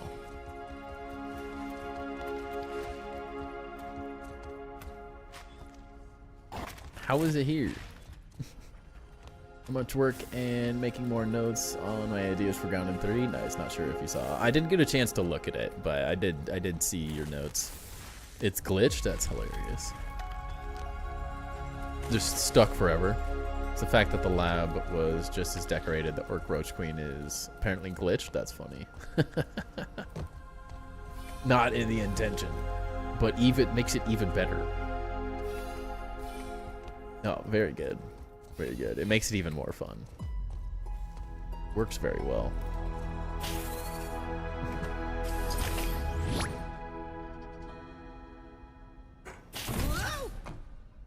Love it. I love that you can still do this too. One of those things I hope they never really fix. Because like it doesn't hurt anything.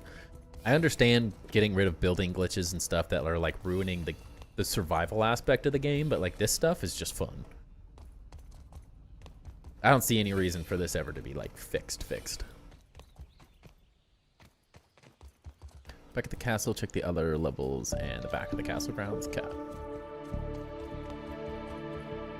Okay, got your little armory with all the rainbow colors. I like it. No, Grounded 2 isn't finished yet, but I had one idea. Then your brain is hyper-focused. Now the ideas just keep coming. I know that feeling. I've had that feeling before. The change in FPS between the back of that area and this is hilarious. Nice little like staircase ramp area.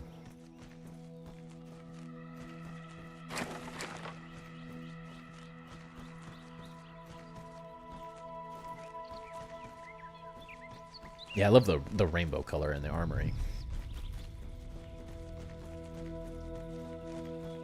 Just looks so nice. The lighting in this game is so good. When you get the lighting right, it's so good.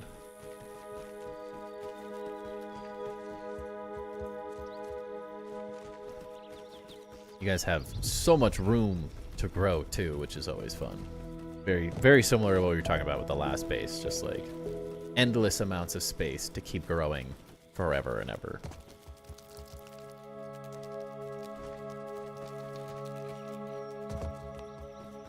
It's gonna all be pallet storage, or most of it. Ambitious. That's a lot of pallet storage.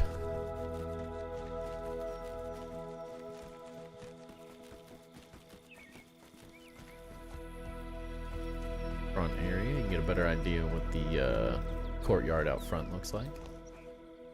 Always love the little like pond areas added to a base. Just gives a very nice natural feel to it all. Love to see it. It's going to be a mega base that will allow for us to manufacture material for other bases. That works. It's a great way to do it. The mega build to mega build.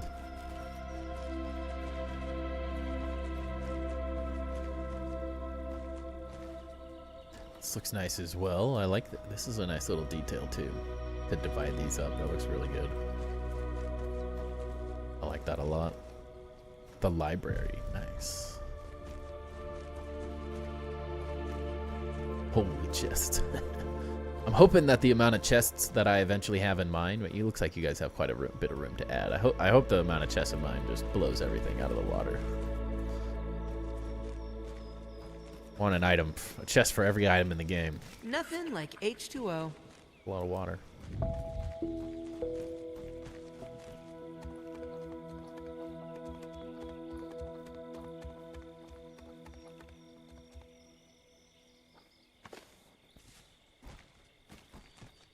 There's a hidden path right here. Up there? I'm guessing. Right, the little like bar area, very nice. I like this up on top of this. With that looks really nice too.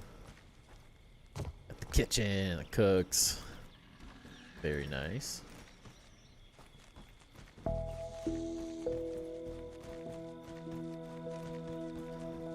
Hidden path in the library. If my computer wasn't struggling right now.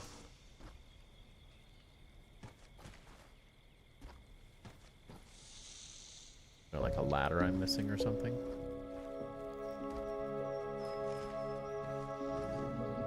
Behind the chests.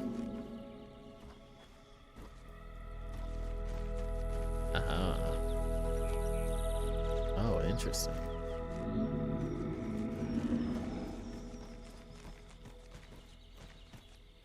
Holy leg. I just was like, I kept seeing these stairs and I could not figure out what the heck the stairs were for, but now it all makes sense.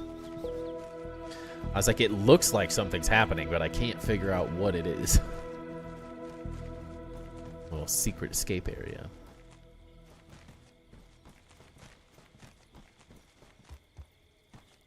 They need some vertical hatches as well. That would be cool. It's a good way to get to the top without like ruining the aesthetic of the whole area too, so you can still get to all of these chests. I like that as well. It's a clever little way to do it.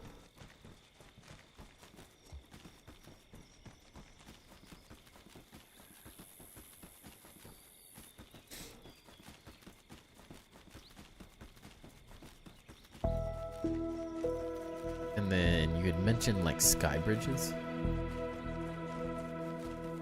Are those like outside? Still have to go to the outside of the rest of the base.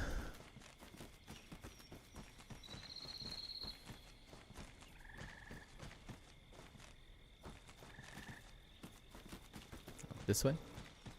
City you made in the sandbox and grounded one is still the best base I've ever seen. Thanks for making these videos, sir. I get a lot of inspiration from my base from them. Hey, thank you, Cole. Appreciate that you liked the build. It was a lot of fun to make.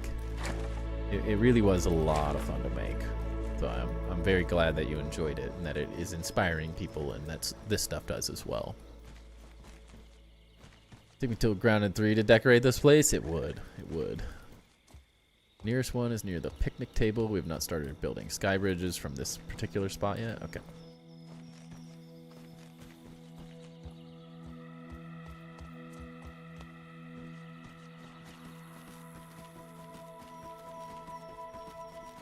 That grounded one city build was very, very fun. I had so much fun making that thing. Built under the castle. Yes, there's sky bridges. But this build is your baby. Nice. That way, maybe. Oh. My FPS dropped to 0 because we were auto-saving.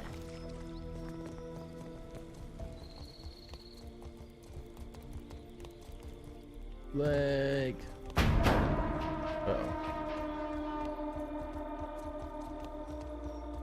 Alright, let's go look at it from the outside to figure out where the rest of the stuff is.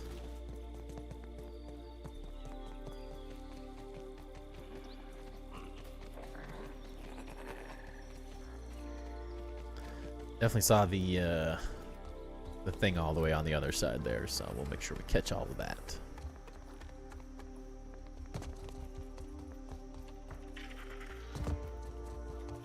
But we'll walk the whole thing just so we see it. Dude, the amount of FPS I just got back is insane. It was so laggy. And now it's totally fine. Hi, did the builds ever get so big that an orc raid can spawn inside? Yes, they can. They can spawn in smaller bases too, if you're inside the base.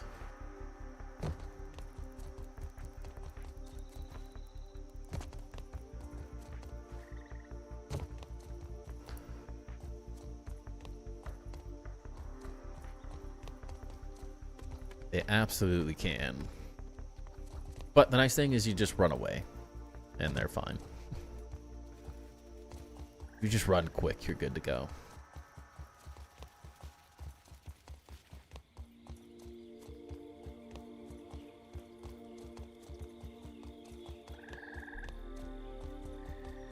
I like these little like bay windows. These look nice. It's a cool little design.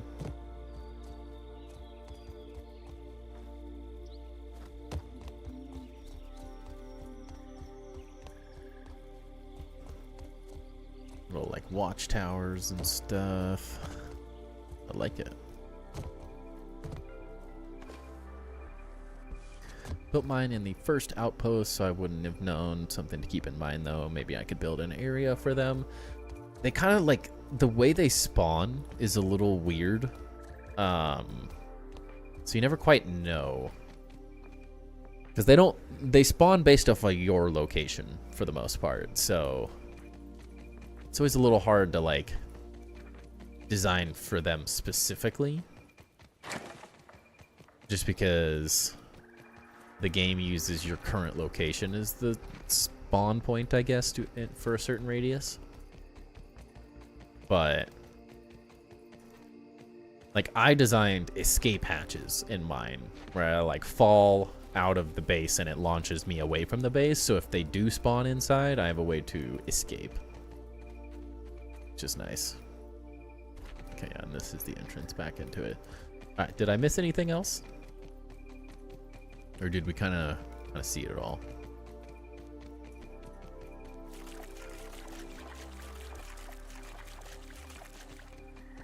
Toured any bases that were made in an outpost? This one, specifically. We've toured quite a few. But yeah, this one is sort of both in one and out of one.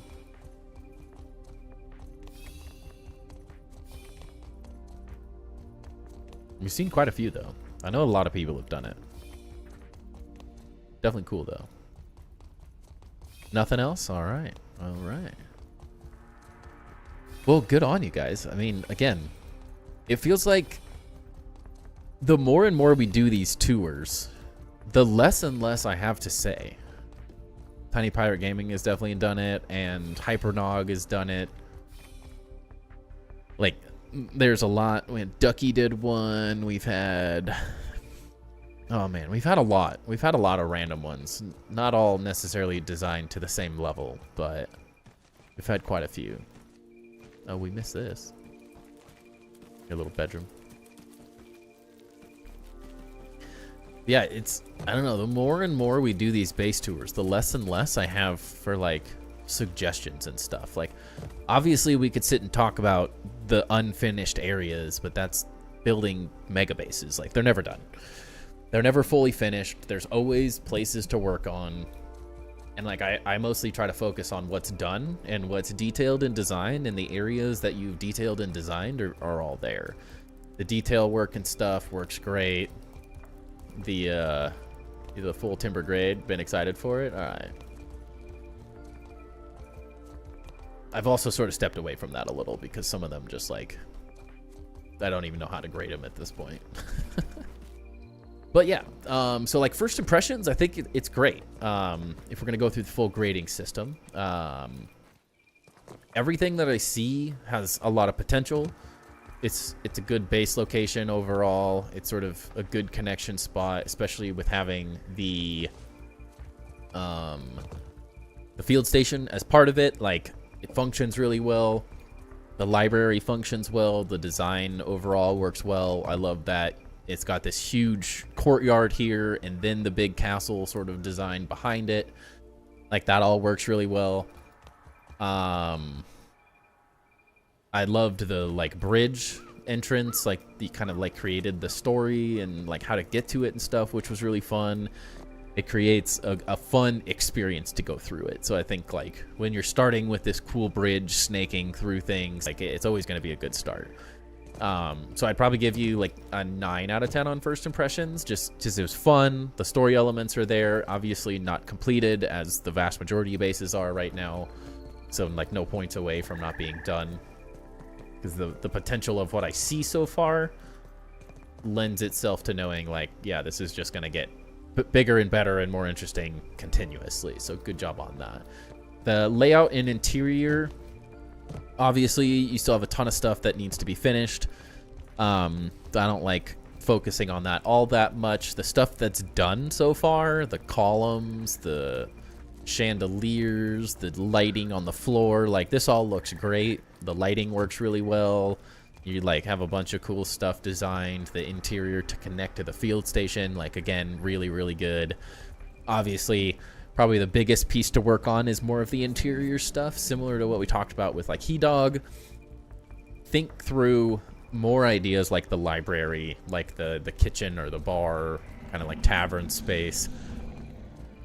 Obviously, it just takes a lot of time to design these areas out, but what makes me really excited about this build is seeing this type of stuff, seeing these ideas come to life, and like having the library with the secret walkway to like make it really functional. Like for mine, I built bounce webs clipped into the floor to be able to get up to it. I love seeing a much more simple way of doing that, because for mine it was like it's annoying and complicated to do it, and it's not necessarily, it's aesthetically pleasing because it doesn't have anything taking away from the design, but it's not always the most functional thing. So I like seeing sort of a secondary way of doing it where you create a pathway behind it that you don't even really know is there, other than like I saw these stairs and I was just like, what are these stairs for? So it's an interesting little like reveal piece to have that, to keep it functional, so you can use every single chest and you're not like stuck down here like, how do I get to this chest up here? You just walk behind it. So that's a great little design piece. So from what you have so far on the interiors, I think it works really well. But definitely start thinking of like, if it's a castle, like where's the banquet hall, expanding upon the armory and stuff, because there's going to be you have the space for all of these things, so it's like I'm not definitely not worried about it, but this may not even be enough room for all the armor pieces. Obviously you could potentially go up higher and stuff, but just like keep thinking through these ideas of how you can show all these things off more so.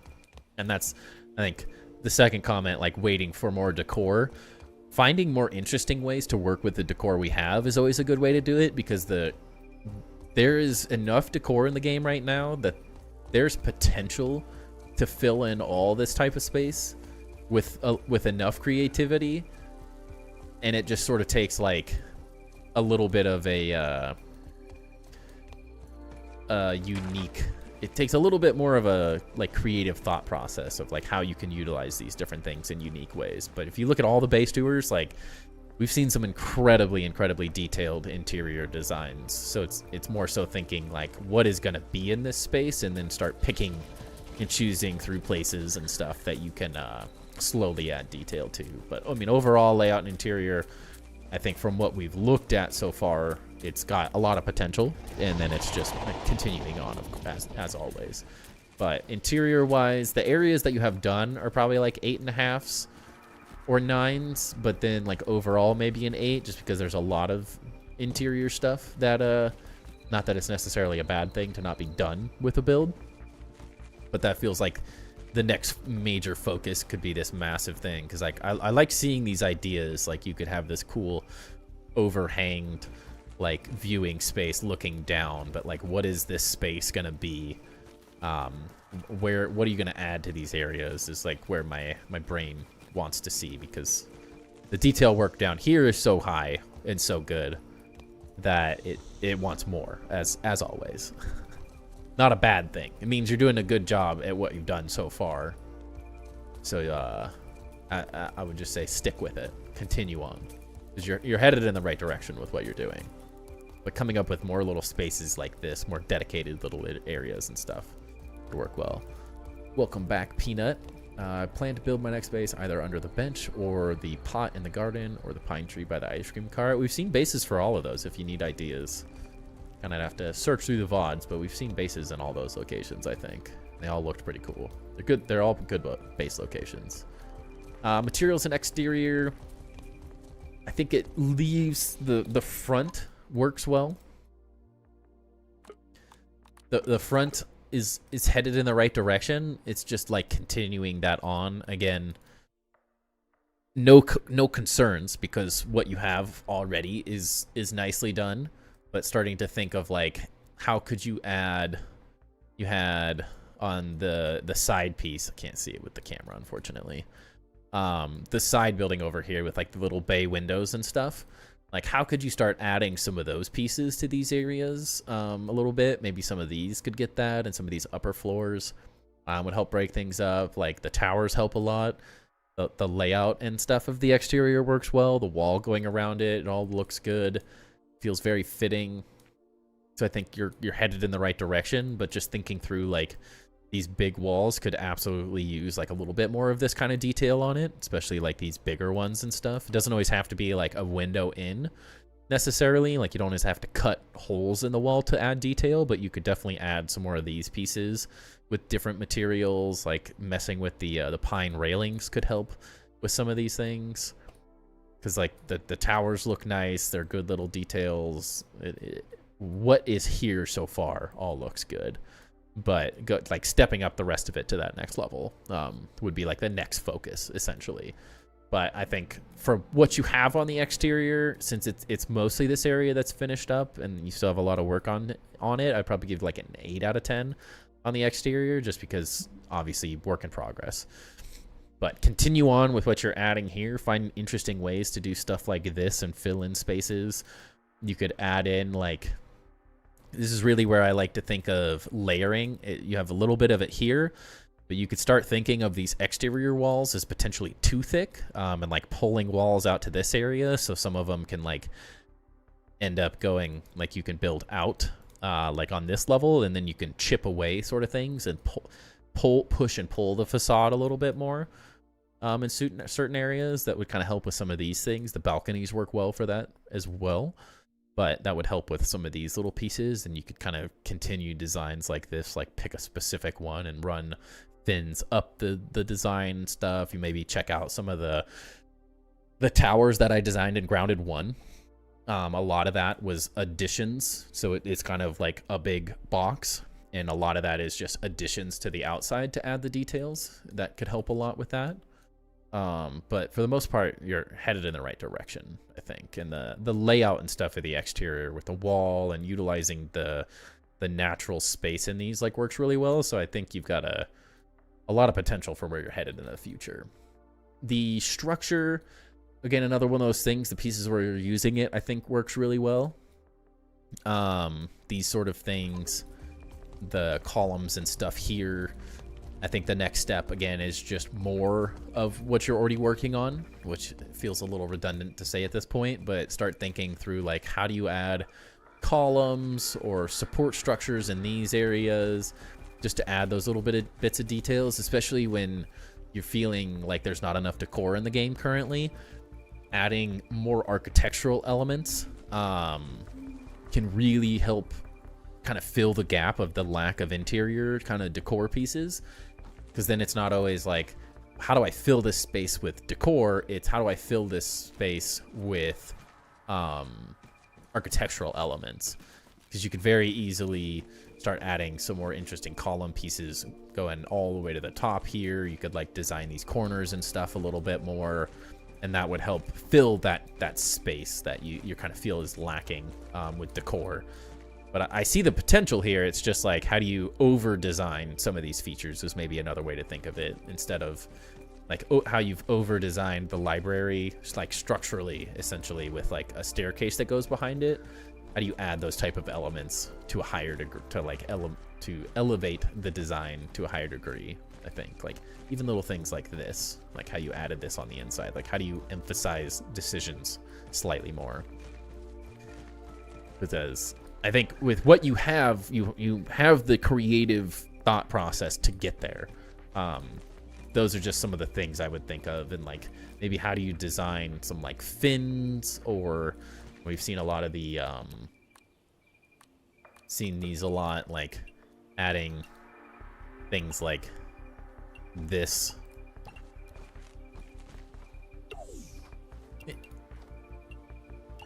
Adding pieces like that to add in detail, or is it like columns that come to the ground? Just like little things like that that take it from these boxy spaces to like your eye is immediately drawn to like the columns in the lower level, the colonnade that you have designed, and those things very quickly kind of take over the interior design, so you don't have to fill space with just stuff as much, and you can kind of over design stairs. You can very similar to what you have here. You can like, this is over designed in a great way, and it doesn't feel like it needs items. I mean, other than braziers and the lizard hearths, it's like it doesn't need items everywhere, so it kind of fills that gap of not having enough decor pieces. But I think you're headed in the right way, right direction with that, and the structural elements and those things could really help.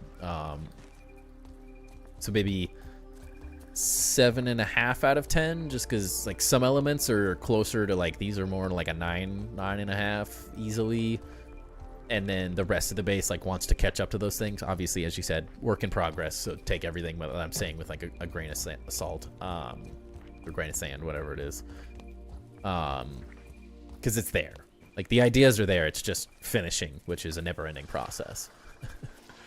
The whole upper level slowly being upgraded. Yeah, exactly. It's like, I'm not trying to say the design is bad because it's not done yet. It's just like giving more ideas of like how you emphasize these spaces. Because I've gotten to the point where you fall in love with one design, and then you're like, now you go upstairs. Like, I've done this in my spaces. I'm like, what do I do here? I don't know what I want to do. It feels like that's so good, and it isn't there yet. And so it can be really difficult to like mentally get past that. That's typically where I get like build burnout, is when I'm like, I finish a project and then I start another level or another area, and it's like that, how do you detail it? It can always be a little difficult. Was Fad adds through a little bit of that. If you have missed anything specific, let me know. But the VODs will be there too, so you can always rewatch this stuff. Functionally, the functional stuff works great. I mean, obviously, like, this is kind of the main function. You got the massive pallet storage. The base is built to build other bases, which is really fun. All these things work. Another thing you could think of is like how you elevate the functional pieces, similar to how you did the library. You made a very functional space here. How do you like functionally design cooler pallet storage, like rooms that aren't just like rooms for storage, but they're like ideas, a library, a storage area. Like, how do you elevate it a little bit is how I like to think of it. Little things to think about, but obviously headed in the right direction. But like the functional pieces are both designed well so far. So I definitely think you're headed in the right direction with all of that. Remember your channel made the pagoda base like a year ago? Can't believe I've forgotten all this time. Yes, we are the pagoda. That is our claim to fame. Is the pagoda base. But yeah, the theme and continuity. I think you're definitely headed. Like the pieces that you have done feel great. I'm not gonna focus like on the pieces that aren't done. I think your use of materials and like the continuity between them and the lighting on the floor, like all really good. It's just now you have an idea, you have concepts and stuff. Now it's just like continuing those throughout the entire build, and the continuity of the whole thing will be great. I don't have any concerns by any means. The creativity is great. I love just the interior design. These areas look awesome. The use of the field station, the courtyard space, like it all works out really well. Very creative, very good use of space. All looks great. I don't have a whole lot to say because I think the spaces that you have finished all feel like ultimately that level of detail will get to those other outer areas, and it like will look very good. So I think you're doing great. The potential is awesome too. It's a big enough build that in the long run you will have more than enough space to keep you busy for a long time, even if you start building other bases and take breaks from this. You've given yourself enough of a build size that you have tons of potential. But starting to think of like another thing is like, how do you build buggy housing and stuff like to fill these big voids out here? Would be a great one, utilizing this is a very cool area you picked with like a lot of cool design that you've given yourself space for. So now another cool thing, like last comment, I would say, is focus once you get to the point where you want to move away from the inside a little, take a break, start thinking about how you could maybe design like a village around here. Could be really interesting and cool. So you could like house each buggy gets a building, like armorers, tailors, like taverns, all those sort of things. Like this could be a really cool space to just build more buildings with on the outside of this area. So I think that would be a really cool addition with all the space you have in here. Like you could design some really cool spaces utilizing all of this like empty space in here. But another future project to think of as you keep going. But I think you're headed in the right direction. I really like it. There's a lot of potential and a lot of good ideas going. But yes, appreciate you, Woodchuck and Dr. Death. Thank you for letting us check this one out. Very cool build. Lots of potential and growth for the future. So good job. Say it might be helpful for those of us who have played Grounded 1 to potentially build these mega bases in Grounded 2. Go back to your Grounded 1 builds just to see what you did there. Yeah, I mean, my Grounded 2 base is very different than anything I built in Grounded 1. So if you're building mega bases, definitely check out my Grounded 1 builds. Obviously, there's a couple materials that I use that aren't in the game, and there's new stuff in this game that wasn't in the first game. But like the sandbox build, I spent 3,000 hours building this base in Grounded video, is a great place if you're building villages to get ideas of how to lay out a city, to design like big buildings inside of a larger space. But yeah, definitely a good spot. And there's really good Grounded 1 tours as well on the channel. All the VODs, every single base tour is saved on the community base tours playlist. So definitely check those out for ideas and stuff. And that will definitely help continue your ideas. You'll never run out of ideas if you watch those. Not to point people in the direction of watching more of my content. Obviously it helps, but I think there's just it's such a big library of ideas and content to look at to get more ideas and inspiration and all the different designs we've seen that I can only help so much in this small period of looking at someone's base.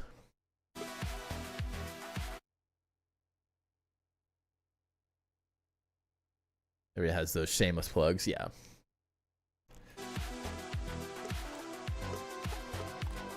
I just always like everyone to know I'm not pushing them, but always like checking it out. Have you fought Dozer the Lizard yet? Just speedran the whole game up to that, and I was wondering how difficult it is. Yes, I've beaten him, I don't know, 10 times, 15 times. Let's say you really want Mintitos or some type of spicy, like sizzle resistance is nice. It's not super needed if you're confident in your combat skills, but if you're not super confident, it really helps to have a lot of healing and a lot of sizzle resistance. And then other than that, you just learn his attack pattern, and he's not like super difficult. But if you're playing on WoW, he is very difficult. Breast defense, yeah, is a good mutation for sure. What's up, Chicas? Welcome in. Yeah, Ducky, give me a number between 1 and 10. And then, did I get this base? Let me see. Yes.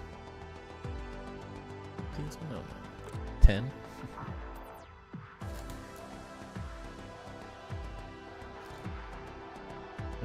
That's what, 11?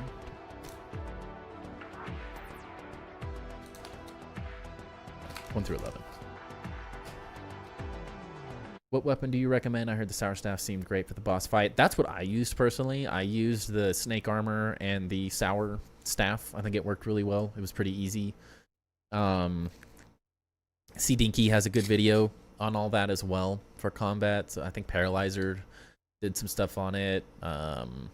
Hypernog as well. Like they're more combat focused, of course. So they're better at it than I am. I just play the wizard build most of the time, but I found the Sour Staff to work pretty well. Having a little bit of range so you're not just like sitting up on Dozer seems to work well. All right, let's rip a pack for Ducky here real quick. You picked a Chaos Rising, the new set. My luck has been very good with Chaos Rising. It's been very kind to me so far. I hit the Greninja SIR, so I'm a wizard build player myself. It's very fun. I really enjoy it. What's up, Mike? Welcome in. Right, energy. Esper, Frogadier, Weedle, Quillfish, Deoxys, Transformation Tome, Ferrothorn, other Ferrothorn, Deoxys. Alright, a Beedrill EX. It's a hit. It's a hit. Nothing too crazy, but anytime we get an EX card, that's a hit. We'll take it. Take it. When I discovered the staffs in Grounded 1, I could not get enough of them. Yeah, and they were horrible in Grounded 1, too. They were just, like, utility things. They weren't, like, good by any means. They just were fun. But that was, like, all I used in the first game. What am I doing?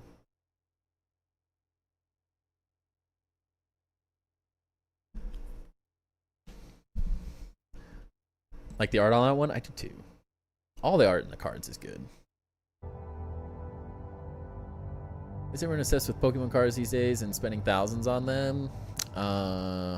Fun. I don't know. It's a good time. It's like gambling without just losing money.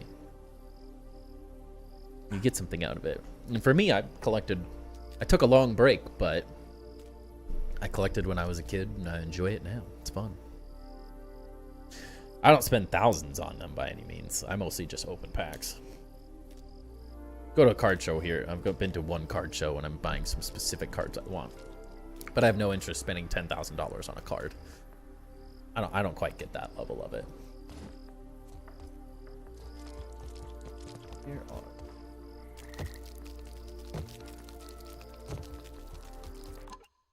See...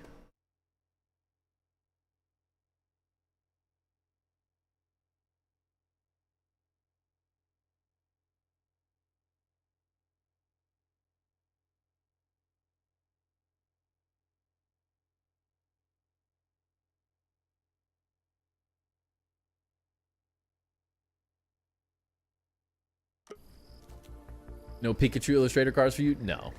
Keep thinking I'd be a millionaire if I kept ones I had when I was a kid. Yeah, exactly. That makes a big difference. That makes a really big difference. Discord and Fresh Arrows wreck his first phase. For the rest, use the Mantis and the Axle Spear. Fresh Snail Shield. The Fabulous Femur Trinket, Frenzy, Sizzle Protection, and the Crit Mutations. That would work. Base Tank. Don't bother with the valves. Yeah, it depends on how you would do it, but... Just started playing Grounded today, and I can't find any needles. Like the pine needles? Or like this type of material? The pine needles? Yeah, it's insane, Rock Me. Some of the cards are, I don't know, stupidity. I don't understand why some stuff is as expensive as it is, personally. I get the value to a certain degree of any collectible, but there's a certain point where spending that amount of money on anything doesn't make sense, but there's people that have too much money these days. All right, so next up we have Misty. I think this is their Pacific base, but I'm not 100% sure. Yeah, another nice little small starter base here. You got a nice little open crafting area. I like this a lot. This is a great example of, like, I'm happy to show big bases. I'm happy to show small bases. I think they all have their own specific value. The thistle needle, they're on the, like, thistle plants. So you have to find the, like, kind of spiral type plants, and the thistles are on the stalk, the big stalk themselves. But always use the search feature.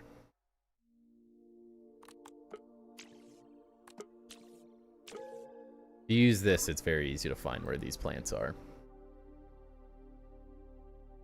Get it? Because it was given to actual Pokemon illustrators, so it's super limited. Yeah, there's certain ones that are just always going to be, but that's how collectibles are.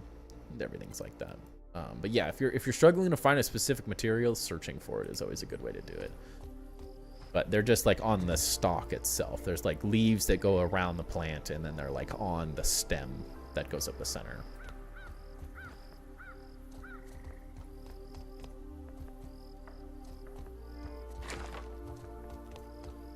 Yeah, then a nice little like storage bedroom area. I like the lighting and stuff in here. This looks nice. Very good. I think one of the smaller bases, but I think they were setting this up for zip lines and stuff. Yeah, overall, I mean, it's small and concise, but it kind of does everything it needs to do. I think the layout works well. Kind of have everything that you need in a really small, efficient little space. Like that you're utilizing a small area really well by like taking advantage of these little things, like using hatches and stuff. So I think that works really well. Is there anything else over here? This is more just like functional stuff. The leaves of the thistles needle plant look like they should have spikes on them too. Yeah, it does. The water catchment system.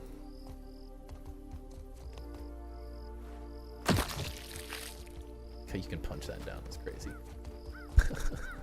Megan Thee Stallion. Love it. Water for years, seriously. Yeah, I mean, I think it's a great start to a starter base. I think one thing I would think about, I really like what you did over here. This is for Misty, by the way. I would say do this on the other side, because eventually we're gonna have so many more items in this game. I think the one thing that this base feels like it's lacking is room for further growth. So I would say build that on the other side. Give yourself more room for chests. I'm a fan personally of symmetry. So that's one thing that you could do to give yourself a little more space in a really concise base like this. Hard to tell if you're planning on like building this out or anything. I don't have like any specific information from this person. So that's one thing to maybe think about, is like how would this future expansion happen, because we're gonna get more crafting, not like crafting benches, but we're gonna get more items, more processing type things, like very similar to how we've got jerky racks and grinders and all these different things. Like, we're gonna get more of this stuff. We had like New Game Plus versions of things like the smithing station. And so I foresee in the long run to be able to build like new and better things. The buggy, the buff and barrel is like another thing to think about. Like, where are you going to add in those extra things? Because that's the one difficult thing about smaller bases like this, is when you get a massive item like a buff and barrel, it's like, where are you going to start putting those things? So potentially think of like, maybe there's a corridor or something that goes down this area and like leads you to this and like kind of makes the whole base a little bit bigger, and then you can kind of continue building out on the sides potentially. But like future expansion is always something I like to think about in a smaller base. There's absolutely nothing wrong with a smaller base like this, and I like how concise it is. It's got everything it needs. It's not over the top. But it always is like lacking with smaller bases, is like eventually you might enjoy so many builds that you may want more armor stands and stuff. Like, these are great little designs. I like that you kind of like designed out little lights and stuff all over each one of them, but thinking like, is that what you want all the way around this space? Would you prefer having another floor on top of this? I mean, I like your little like fun lit staircase here. The lighting's nice. These things look very good. But maybe it needs to be a little taller to add these little things in and like allow for future growth. So it's either like, you either build vertically a little bit more or build out to the sides or the back. And that could help you for when we inevitably just get more and more stuff. Something that is also really nice is the game gets more and more difficult as we get more and more bugs. Having room, it always maybe feels a little excessive, but if you're not taking advantage of stuffed bugs and the head mounts and the buffs that you get from for using the stuffed bugs and the head mounts, you miss out on a lot of gathering potential, because you get the loot luck from a specific bug. So if you want to build a couple axle chests, like having an axle mount makes a huge difference to getting more materials from a specific fight like that. And I mean, I have a feeling we're going to need to beat a couple toe biters in the drowned update, as Marcus would call it. So something to think about, like allowing for spaces like museum type spaces is always something I like to think about, because in the end game, as they add more and more content, it's nice to be able to get those buffs to do more damage to a specific bug. If you're trying to get gold cards, it's really nice to have a mount, a head mount and a bug in the bug mount, because you're gonna get more materials from them, so you can build more stuff, build cooler things, and then you're also gonna get extra damage. So it's always nice to have a space for these, even if it's like you do a little bit more of what you've done here. But it's always the hardest part about the smaller bases is adding in the really, really big stuff. But in terms of a small, concise base, I think it works really well. Another thing you could think about is potentially switching up like some of this stuff, adding in, I know it's not all triangles and stuff, but since you already have a little bit of it here and here, adding to the outside of this base a little bit. And just thinking like, how can you add in like thin details, whatever it may be. It's kind of your personal preference, of course, is like how you want to design these things out. But adding in little details, little adjustments and stuff. There's nothing wrong with not using mushroom. I know that's what I use a lot of in pumpkin, but I just prefer the crafting process of mushroom and pumpkin bricks over collecting hundreds of weed stems. I just despise that in general. But even just sticking with one material, the ones you're using, and just kind of like we saw He Dog's base earlier did a great job of utilizing the red pine portion of this to sort of like break up bigger walls like this. It's kind of one way to think of it. You can also think of like, how do you use the cool floor pieces in the game at this time to like make the roof look a little more interesting. I like the string light type look. That looks very nice. I've used this quite a few times and I always love the look of it, but adding in some like circles to the floor can add cool details. You could even do like little highlights as well, like in areas you don't need the floor as much. You can sort of add in little like circular designs, and these things are always very fun to use. You can do little things like this for like skylights and stuff, just especially in these smaller bases. Taking advantage of every little detail you can really helps kind of emphasize and take the design of the base itself to that like next level. But I think overall, I would think on how are you going to expand this base to add in some of the other things that aren't quite here yet. Buff and barrel is one that I would think of, and like how you add the big items eventually that will eventually come. Maybe a little more height, maybe a little bit more width. Or is it other bases? I mean, it could be, this was, I believe, set up to be a zipline tower. So, I mean, is it, you got to build a base down there? Are you going to build another area off to the side? Do you want to make this thing massive eventually? Like, it all depends on what each person personally wants to do with their base. Like, my ideas aren't the be-all, end-all of everything. But I'm always trying to think of how do you keep pushing the design. And I think it'd be interesting to see this kind of extended with a hallway of some kind, especially since it's on this ridge. That's just immediately what I think and see, is that you could extend it over here to add more stuff in this area. It looks like you're probably setting up jerky racks here, but it's always, when you're designing small, how do you use functional pieces like dew collectors and jerky racks to look a little bit more aesthetically pleasing? Because they're not necessarily the best looking things in the world. They take up a lot of space. They're kind of hard to design with at times.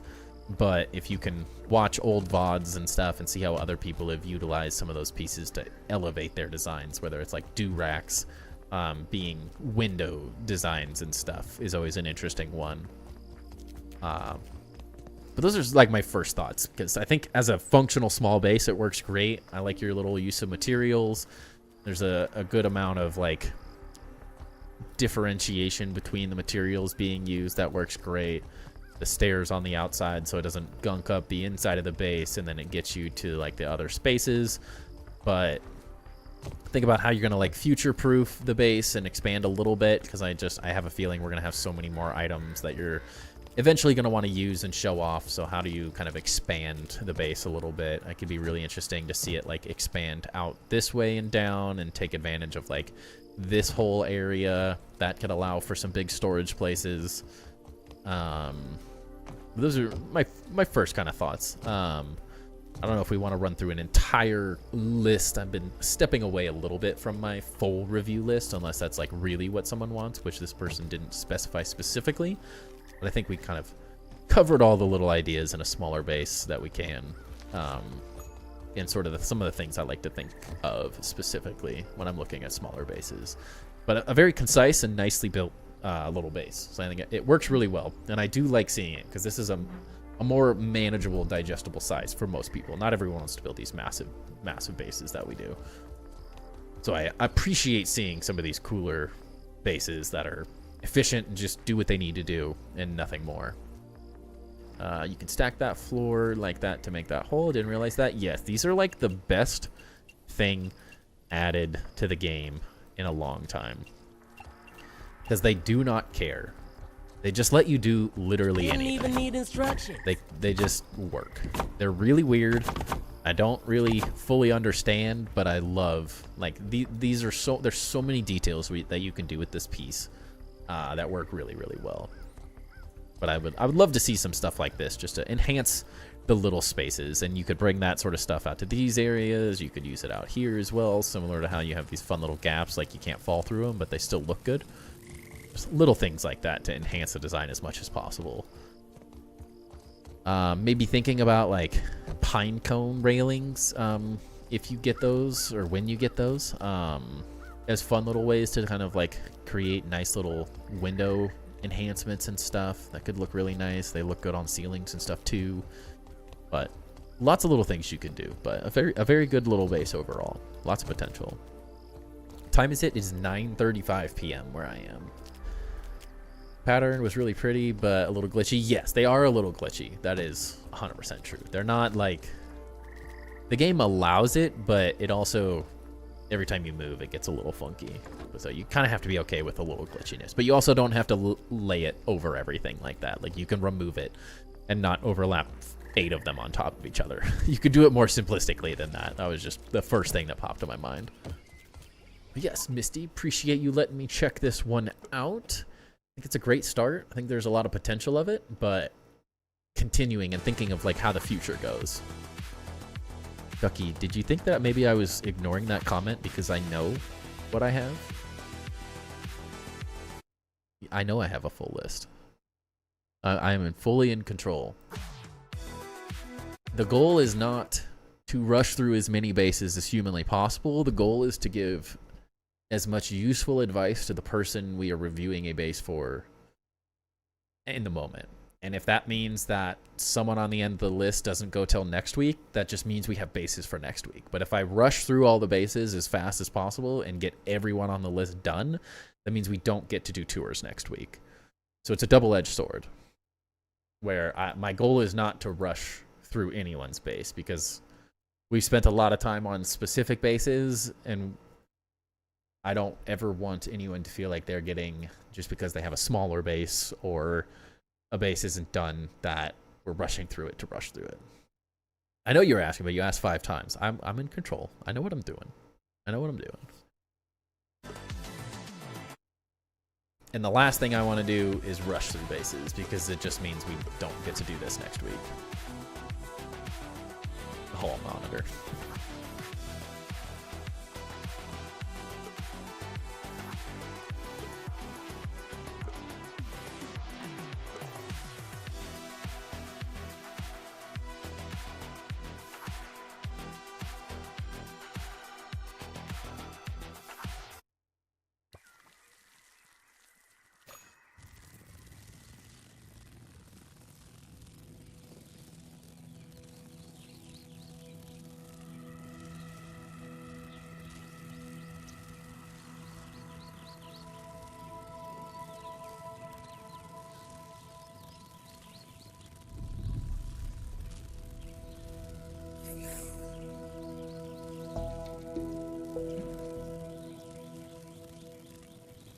Okay, where are we?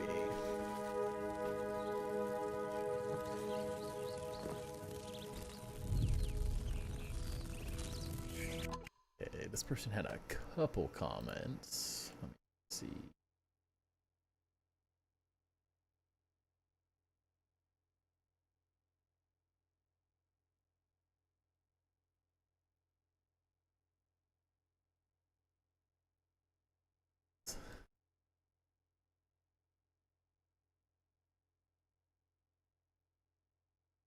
Give me 1 second here.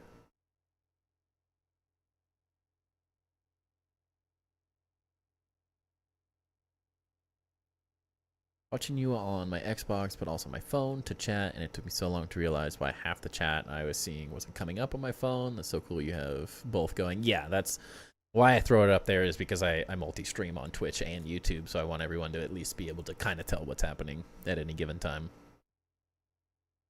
Yes, it is a little confusing at first, because there's half the people are in Twitch, half the people, like, we're literally at 26 on YouTube, 21 on Twitch, so half of the conversation's happening where most people wouldn't be able to see it if you're not watching on screen.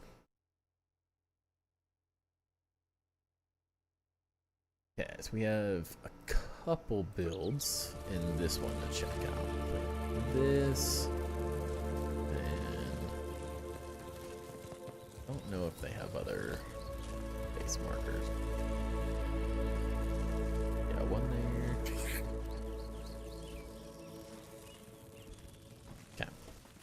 So this one is Fear the Scoob. Their first base. I think we have a couple little bases to look at, but this one's on like the Ceremony Rock area. Nice little safe spot overall. Works well. I've seen quite a few bases up here at this point, which, again, love seeing the different ideas between everyone and how everyone thinks through these spaces completely differently. It's a miracle.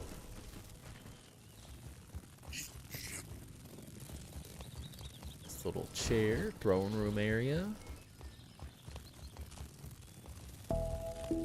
like the little archway design as well with the caterpillars. Really wish we could get to the point where we could flip these things so you could have two of these doing the same thing. And you don't have to like have one looking backwards and one looking forwards. You could just flip them both. That would be really nice. Simple little feature that they could add. Nice little open air type storage crafting space.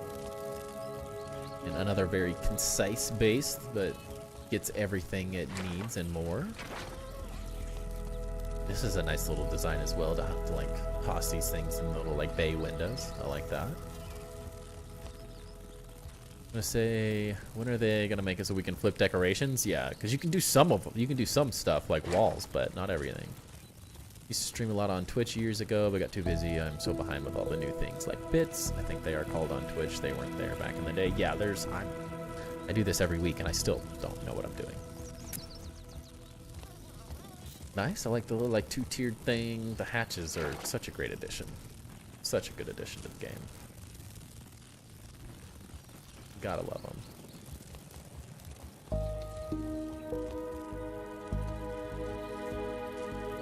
Guessing that probably gets us to the other base as well. I think this is one of their more in-progress bases. We're gonna look at a couple different bases that they're designing on this, but wanted to run through each one of them and then we'll talk about them as a whole afterwards.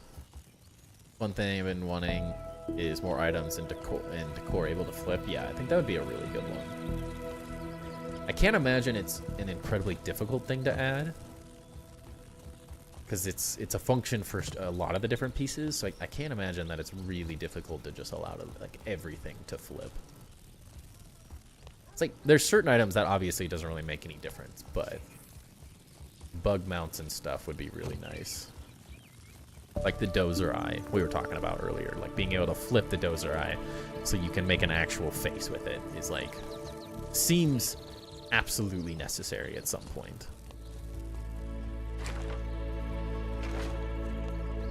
I definitely like, just for my first few comments on this before we run over to the other bases, I like the whole little like, I don't know, like little islands, sort of kind of what it feels like each little hub, I guess is maybe a better way to put it. Kind of like a lot of a densely designed little base with like awesome little stacking features. I think it looks really nice. It's a nice little layout. I think it works really well. I like that you've utilized the rock space as well as you have, but still kind of like connected these areas in interesting ways. Very, very functional. Has everything in a really tight-knit space. And I like that it's open air as well. It's not just like a big box. I think these always work really well, is kind of having rooms specifically designed as like miniature houses or little bases on their own, and then everything else is kind of like interconnected by open pathways and stuff. I think that all works really nice. I like the different use of materials and stuff. Maybe a little chaotic for some people, but everyone has their own cup of tea. So I think it works really well. It's a fun little base design, and I don't think this is one of their like finished bases. It's like an in progress one. But very cool. I'm doing great, Joey. Welcome in. Hope you're having a great night yourself. Tour Tuesday, so always having a good time. How long have you been working on your mega base? Since the Toxic Tangle update came out. We pretty much started it right at the beginning of the Toxic Tangle update. We had another base inside this lamppost. If you check out some of the older VODs, we were building a base around there, and then it kind of got a little screwed up with one of the updates, but that's early access, right? Is what it is, and it led us to something much better. Oh no. He's dead. Chicas, thank you for the follow. Appreciate that. Welcome. But yeah, I think we have 700 days. Thank you, Scotty. Appreciate that. I was gonna say, I want to say it's probably right, but it's a long way to run for a guess. It would make sense. Built stairs, perfect. That was my assumption. I was guessing that based on that, it would work that way, but it was a hopeful guess. But yeah, the Talk to Tangle update. So we probably had like 400 something days. We probably worked on the Mega Tower for like between 200 and 300 days in game. So not an incredibly long time, but a decent amount. Just caught when you started and want to leave you high and dry. Thank you. Always appreciate the help.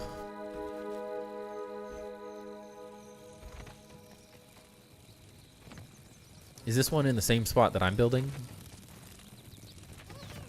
Really here anymore, but I have an account, so might as well follow. Thank you. Life's busy. I get it. I get it. I barely have time to do this, so. But it's always a good time. Just buy the crate. Okay, yeah.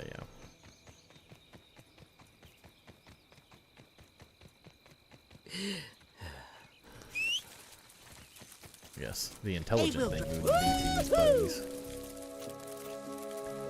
That'd be using my brain, though. They're a little faster.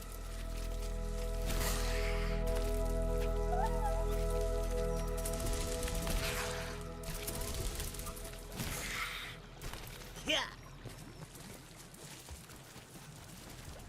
Okay. Well, your stairs look better than mine. I didn't put any effort into those. I didn't even think of doing that. Like the nice little entrance. These are always like one of the harder pieces to design with, but they're also like really cool. They make a really nice little design. Like that. Very clever. We could bottle that up and make a killing. I like this little entrance. The use of the bug mounts is also very good. Very efficient, but always looks good. Yeah, and then like the mushrooms going through the tops as well. Looks very nice. Oh, jeez. Trick.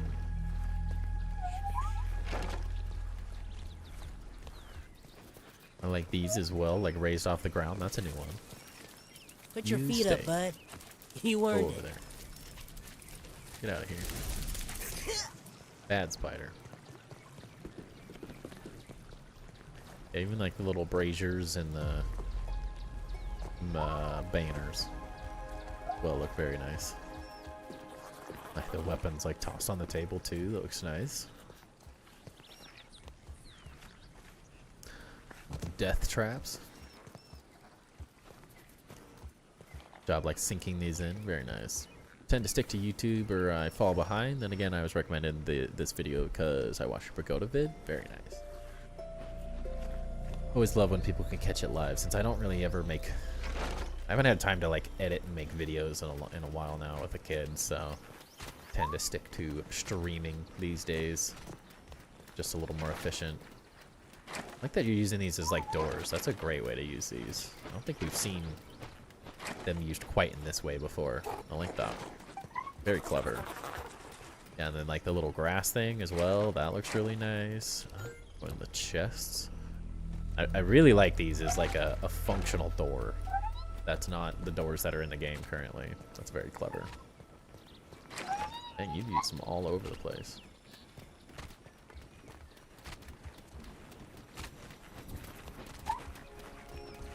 Yeah, like all over. These are cool. These are really clever.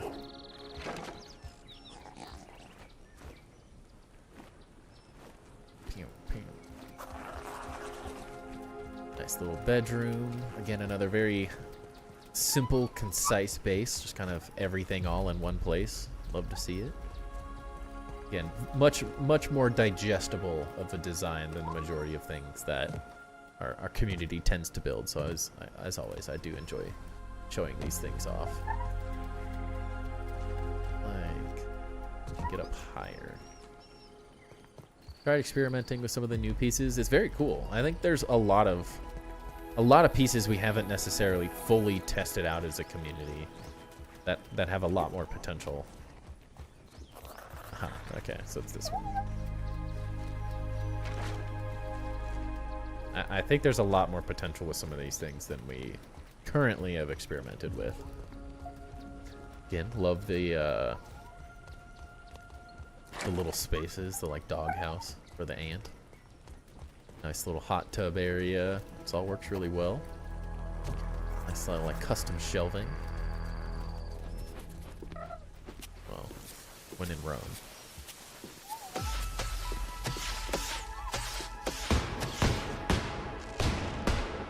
Couldn't help myself. Very nice. Liking it. A lot of cool little ideas. Even like, there's just so many cool things with the new pieces that I think we haven't seen yet. Lots of potential. Lots of potential. Yeah, another great one. I think very similar to the first one. I like how detailed of a base you have in a really small area. It's very efficient. It's got everything it needs, like not really missing anything specific. You have some fun little design pieces to highlight certain things. I love the hatches and the like fun floor designs and stuff. Like these all work really well together. It's a very, I mean, we saw like a mega city designed in this area, and it's fun to see more of just a humble, normal base as well. Just love to see. But it works well. It's a great little spot. It's super safe. Again, I really enjoy this area, so it's a very efficient spot to like build a base overall. But it's a fun little spot to like tuck a long base instead of just a big. It's similar to your first one. It's not all inside space. There's a lot of like outside spaces that you've utilized well, which I think works really nice. It's always really hard to just cram everything like visually into this like big box. I think that's where a lot of people tend to go wrong with base building and Grounded. It's very easy to build a big box and then just like shove everything in it and feel kind of stuck in the design overall. So I like seeing some of these like exterior spaces. This is something I focused on a lot in Grounded 1, and we'll eventually get to this type of stuff when I finish the tower portion of the build that we're working on. But I definitely like the interior, exterior spaces that you're working with on this base and the first one. They're both like completely unique from one another, which is really cool to see. They're definitely very different, but they're very fun little like unique designs that I really like. And again, a really cool little spot to pick too. I don't think we've seen anyone build like an individual base here, so it works really well. Very few comments on like what I would change of the thing. I like the creativity. I like the ideas. The layout works. It's very interesting. It's very efficient. You have a nice use of different materials and stuff. As always, everyone has different styles and wants to build something. So we'll see this is maybe not their style, or they like bigger bases. We're all a little different, but I think you have a lot of really cool little like the lights and stuff. There's a lot of cool little design pieces here that I think work really well. Very good. And same with the first one. Gets the job done. The interior, exterior type spaces work really well. They make for unique looking builds, which I think is really fun. Thematically, it feels like it fits really well with this area. Same as the one on the rock. It didn't just feel like a box. Always love to see a base that's not just a big box on top of wherever the spot picked was. These work really well. The issue for me streaming as I went to the start of the stream and saw your giant castle of a base, and then immediately closed out of the vid to find the vids of your base. They're all like 3 to 4 hour streams, so I want to watch it all, but so don't have the time for them all. Yeah, I mean, as we get further, I'll do more base tours and stuff, but that's always the hard part, is like the majority of my viewership enjoys streams specifically. So then making videos is always a little bit hard until the base is done and I can make the tour, but we have to build and make the base to make the tour eventually, so it's always a little hard. I'm always pretty amazed at how many people go back and watch the entire VOD, though. It is very surprising. Even if you skip through stuff, it's always nice to have people around watching. I think the last one is that one over there, if I'm not mistaken. Wanted to use the hatch frames for natural sunlight. Yeah, I think it's a great idea. I think it works really well. I like them a lot so far. We've had a nice mix of really big bases tonight and smaller, more concise bases, which is always nice. Seems to be the #1 comment that I get typically is people want smaller bases.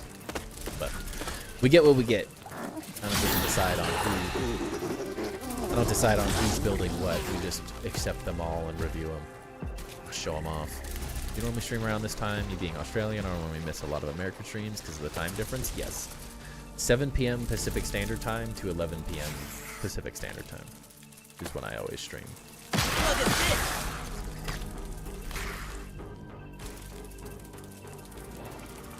That is Tuesday, Wednesday, and Fridays.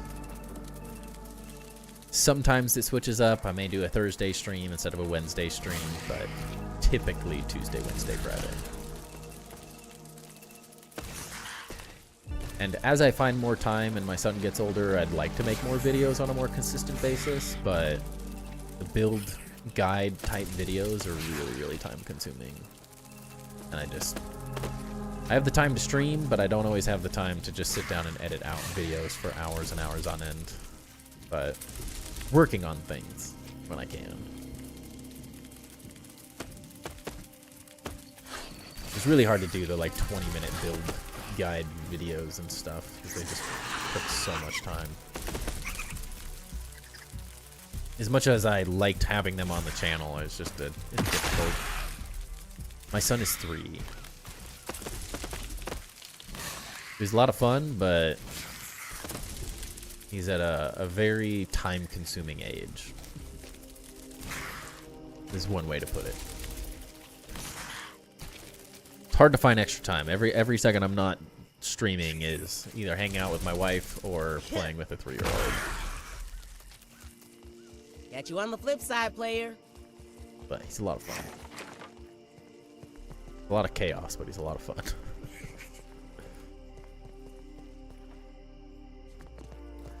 Alright, so another... I like that your builds are all, like, visually very different. But they all kind of, like, follow the same rules or guidelines, if that makes sense. Like, open spaces with smaller buildings on them. Time goes by fast, man. The age is precious. This age is precious. Yes, it is. I know, it's crazy. He was literally an infant. What feels like weeks ago. Hard to juggle work and play. Is this your full-time job? No, this is all on the side. I have a normal 9 to 5. Monday through Friday. If it was my full-time, I could do videos all the time. It'd be a lot easier, but with a job and a kid and a wife, this is just a fun side gig. Make a little extra income from ad revenue and stuff, and hang out with cool people, build a cool community. Do something I really enjoy at the same time, but definitely don't get to focus on it as much as I maybe would like to. But I enjoy every second of it. Yeah, I definitely like the way you build. Like smaller bases, but I think what works really well, maybe in like something I was trying to talk about with the last base, with Misty, was like, how do you take a small building, a small space, and expand upon it so it's not just you run out of space and you don't know where to go. This is a really good example of how to expand upon smaller bases, because all of your buildings so far have been very, very minimal. Fun little designs, really cool little pieces to like interesting designs from like the hatches and stuff, or like the different levels on the rock base. I think they all work really well, but your use of the exterior, like, I don't know, yard, like it almost kind of feels like this is a fenced yard, for a lack of a better way of explaining it. Like the exterior space you do a really good job of. I think that's what I'm liking the most about these. Like the individual bases themselves are great. The designs are fun. They work really well. The detailing's awesome. Like I think a lot of people will enjoy the layouts of these. But what works even better about the base in general is that the exterior sort of makes up for the lack of space in smaller builds. And so you've utilized this exterior type design and space to really help emphasize and like allow yourself to build a little bit bigger without building larger boxes and just adding on more and more buildings. It allows you to build a little bit bigger, add some more extra details, fit the big items that are always a little bit more difficult when you're building small survival bases. And it works really well. Kind of has, it allows you to have everything that you would need in these bases without like cramming them into really small buildings, which feels really nice. Even, again, the use of the pathways and the connections between the different buildings works really well.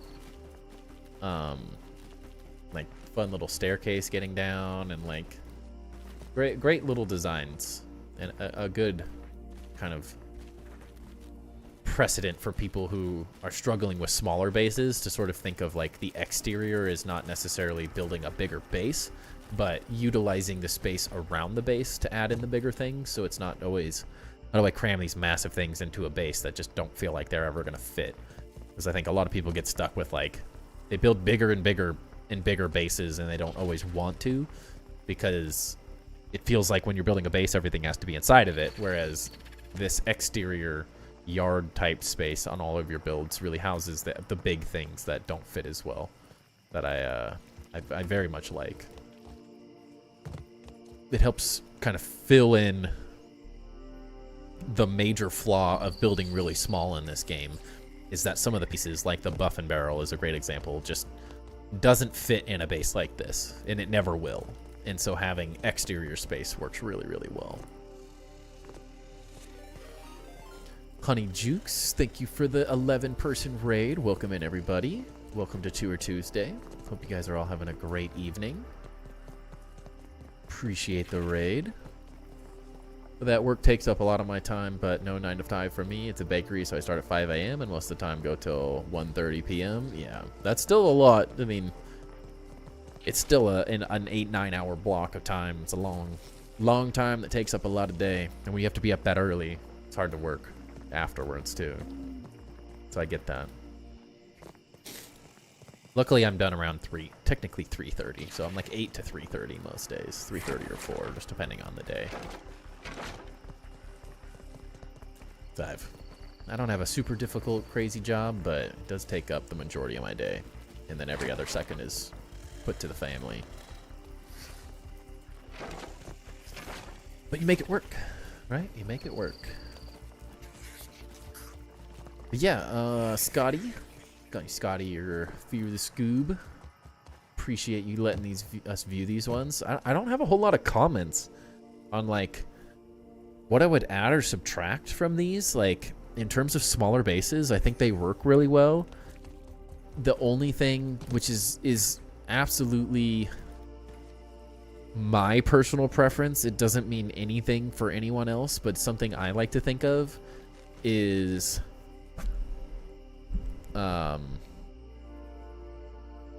a little bit more concise, or like the consistency with like the theme and continuity. I think a lot of these things work really well. They're fun little designs, but something to maybe think about is just the materiality of the exteriors a little bit. I prefer a slightly cleaner build, and that's 100% my personal opinion. So if like you like what you like, I like what I like, that's always how building in any game is going to be. But the consistency between materials could help with the cohesion of the exterior a little bit. I could very much see, I mean, we've seen a lot of, what is it, like Zero Star, potentially, JM Designs, some of like the older Grounded 1 content creators. I don't know if they do a whole lot of Grounded 2 anymore, but there's some cool Grounded 1 smaller base designs that I think are out there. Like, I don't have all that many small designs since I work on such big things, but I think there's some really good build tutorials that for people, not just for you, Scotty, but something that people could look at is some of the smaller Grounded 1 base build guides as ways to sort of lay out and design these smaller bases. And then the thing that those don't do very well is like what you've done on the exterior and how you design and lay out the exterior parts. And like that combination could work really well. And it's not like there's nothing wrong with using grass and stuff, but like my thought process is always trying to find like consistency between the walls and materials, just so it reads as like a more of a building and less of, I don't want to say shack, but the differentiation between a lot of materials on a small base tends to read more sporadic, whereas like on a larger base, a lot of materials is a little bit easier to work through because the scale is so much larger. It's easier to kind of make more cohesion between a lot of materials. Whereas I don't know on these small bases if it's as needed to like flip things like this, because it is like, again, my personal opinion, it can be a little visually overwhelming on small bases to use a lot of materials. And it can be a little bit more clean to just kind of simplify a little bit. I know I always talk about like depth and materiality, but finding like 1 or 2 palettes of materials and sticking with just those can really help make them read as more one individual building instead of like a homogeny of just pieces that works out in a layout, but then visually is a little chaotic. And again, it's my personal opinion on building, my personal vision and view of things. But I think there's some really cool early on base build guides, if you guys look them up on YouTube, if you're designing on these smaller scales, that can really help with like visual cohesion.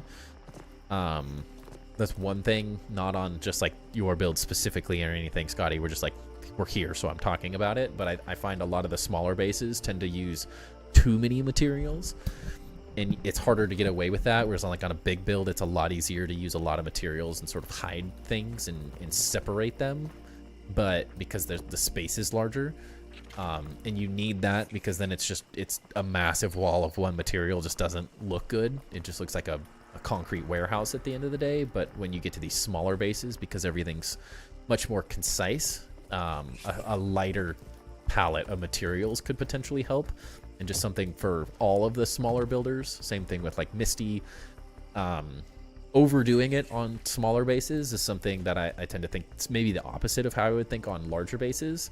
But I could very much see like sticking with like this material all throughout, flipping that to like, and flipping the grass and stuff. Maybe it's fine on some of these highlights for these floor pieces you're using, but stick to like one material, and then the roof kind of reads as roof, the wall reads as wall, and then maybe sticking with, since you're already kind of using the clover awnings, like sticking to clover on these areas, then you get a more simplified hierarchy. And then if you want to throw in a highlight, like I like the little grass staircase that you have designed here. I think that works out totally fine, and it could be a more visually appealing design to sort of, I mean, obviously you're going to use clover and stuff, but then when you have something stuck onto the side like this, you can really emphasize the grass material as sort of like an additional piece, sticking out from the side, sort of like an observatory type design on this area. And would it help sort of visually simplify things at times, just sticking with like 2 materials on smaller bases. But again, my personal preference for visual continuity on some bases is sometimes simple is better, and it would read more as like a tiny cottage at times, which could potentially help a little bit, because it's always hard to not over clutter.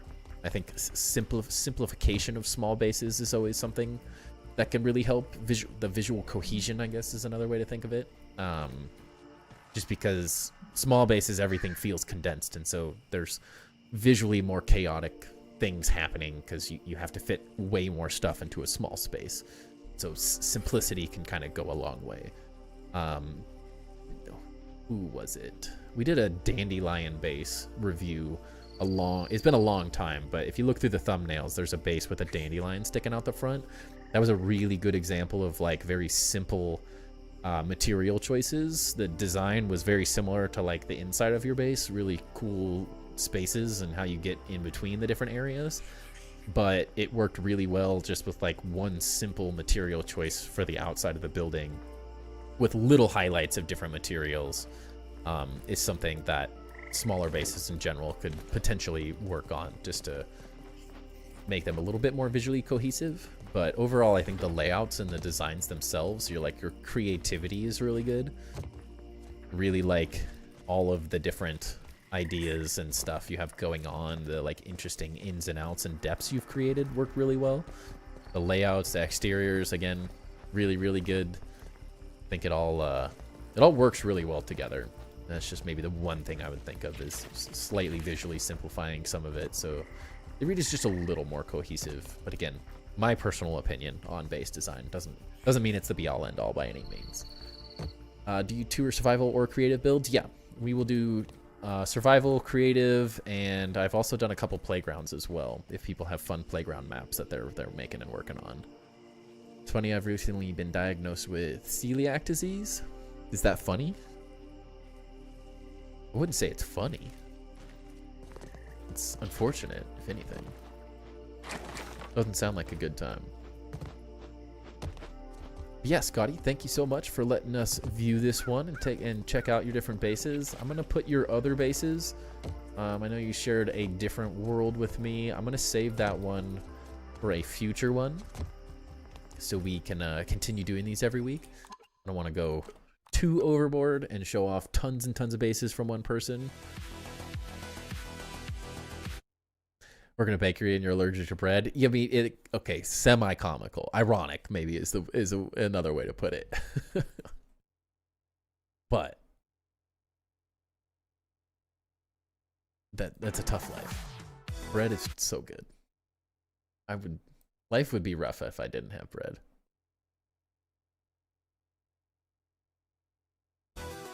I love me some bread. It's ironic, but it's also not a bad reaction. That's good.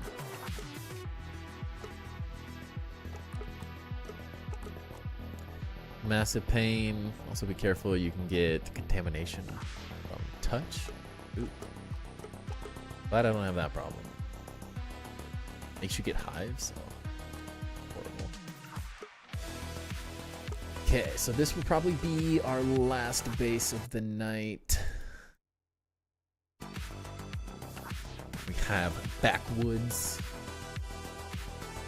Showing off a creative build here.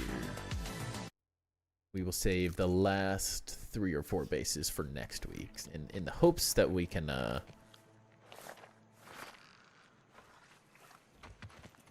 not go too over the top. Way less scary from up here. House Quite an efficient way to get around. I'm always trying to save as many bases as I can. Much as I'd love to stream all of them all at once. I want to be able to do these as much as possible. What's up, backwards? Get itchy and rashes, and yes, I have to remember to wash my hands before I eat. Ugh. That's horrible. Very lucky to not have any, like, allergies or anything.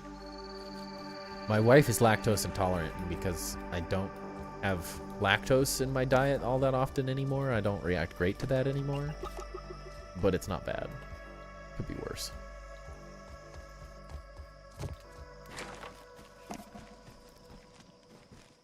This is where Ludorev built his, when we did the first community grounded base build competition. It's a lot of fun. I hope we can do that again soon. Hope the guys want to do that again soon at least. Yeah, he built in this area. This is a great little base location. This whole area feels underutilized.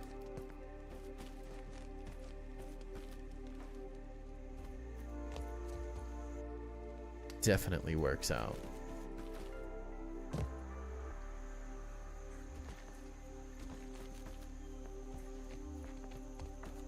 Where's my buggy going? Stop.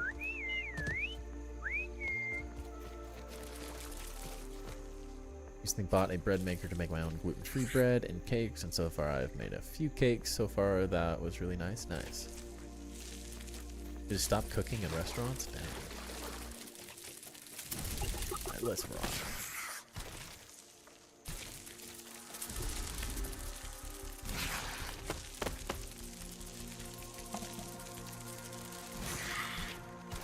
For anyone who is curious, Backwoods also has a YouTube channel. They make videos here and there.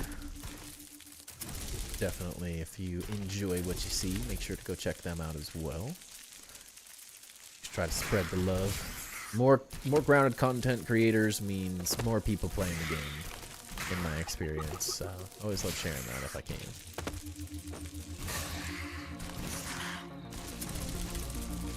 Another test in July to check your gluten levels, and if it's high, yeah, I might have to leave the bakery. Dang. That would be unfortunate. So dark.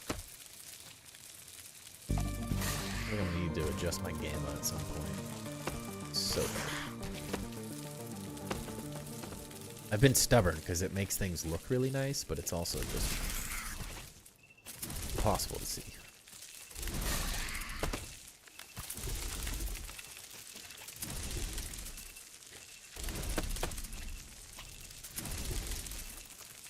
Big old bridge. Brings back fond memories coming back to this light post, since I'm never over here anymore, since we have this massive base we build over there. Brings back good times.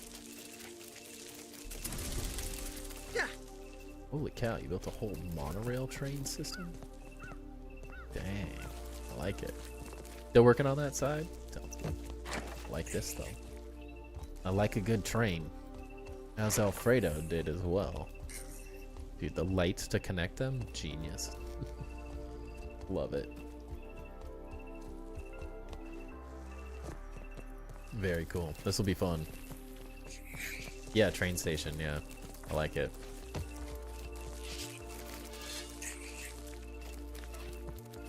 Back over here.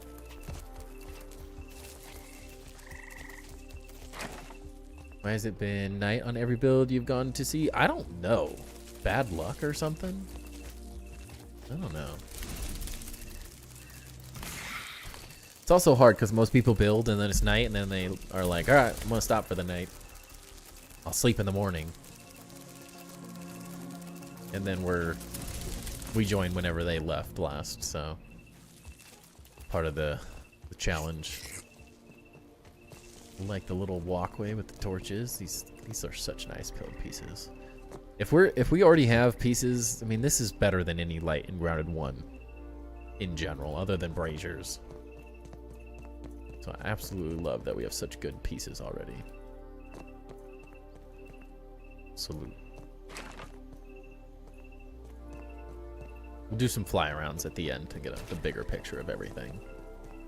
But also, some of the bases do look better at night because the lighting's really good. Like, Backwoods lighting is already really, really good. So it doesn't suck to see this stuff at night sometimes. You have to give young ones some independence. Yeah, if you like trains, we've seen a couple cool trains, but Alfredo had a really cool train as well. You're looking for ideas for trains.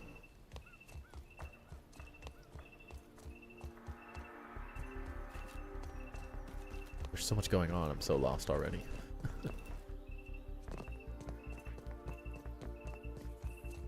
Well, like pergola type thing.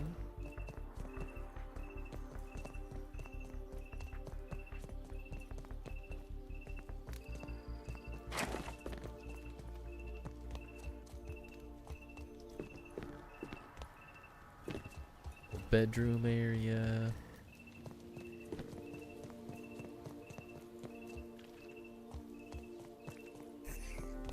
It is massive, it is. It's a big one. And really good job on the lighting of everything.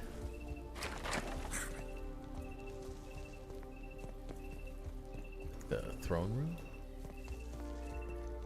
Almost looks like kind of a wedding chapel.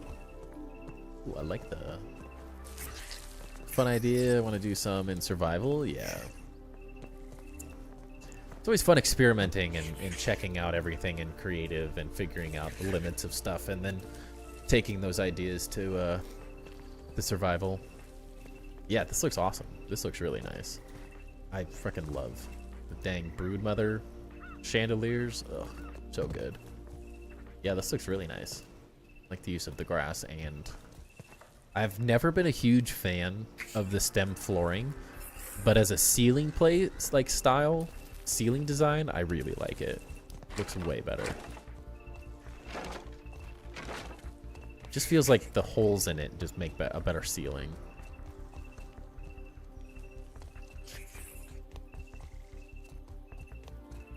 I like the big, like, vertical areas showing off all the inside. Looks really nice. This is always, when you're building really big, this is something I always like to think about. So really good job here is, if you build massive floors, it's always really, really difficult to fill in spaces, and this is a great way to kind of enhance the design overall. I think that works really well backwoods.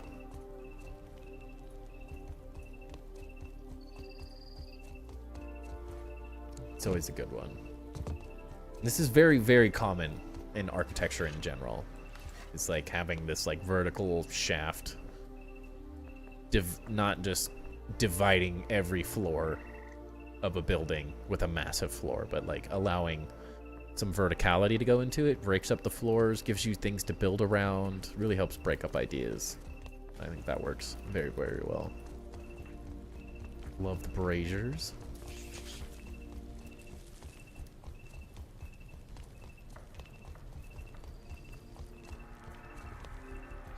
Nice little armory area. Again, good job with the lighting.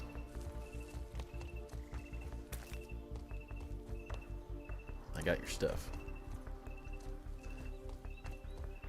Again, we didn't really look at the outside, but we can do that. One perk is we can always make it day. This is a fun little design as well, like all the different materials and stuff. Yeah, these look cool. Like the depth and layering you've got. Even without doing a bunch of depth, this looks really nice to kind of, just because the different materials sort of have a slightly different depth to them. Helps break things up quite a bit. Looks nice. I like this. Might have to utilize that in a little bit. And also just a highlight of a different material also looks good as well.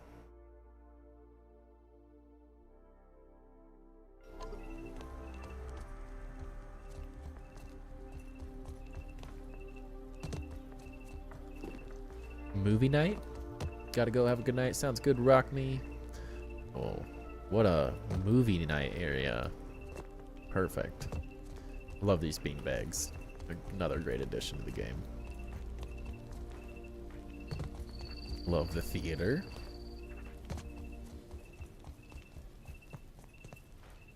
This counts as research, right? It's even more.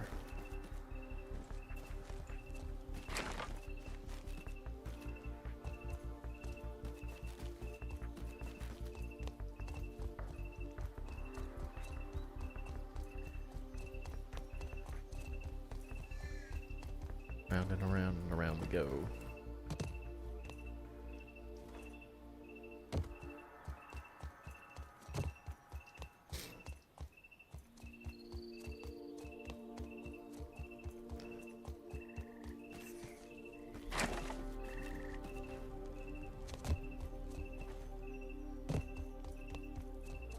Nice little tree designs as well. I like that you use the garden patch to make it look like the tree is growing. That's a good one. And like people growing in their little gardens and stuff. I like it.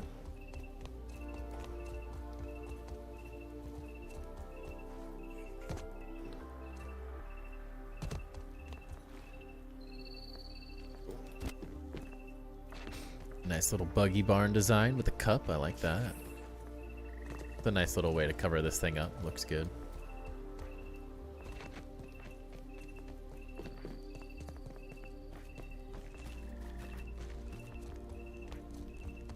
Very nice. You're heading out as well, chicas. Good night. Have a good one. We were saying good night to Rock Me. All good, all good. Couldn't quite tell. Thought about emotes. They are good. We have some fun ones for the channel as well. Free ones.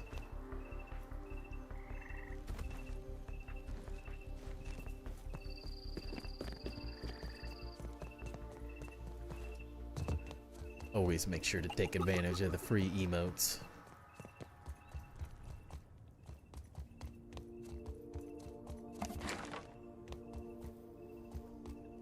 It's a nice way to display the ants and stuff.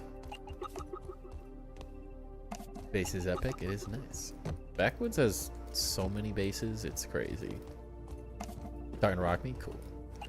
I had a feeling, but I wasn't 100% sure.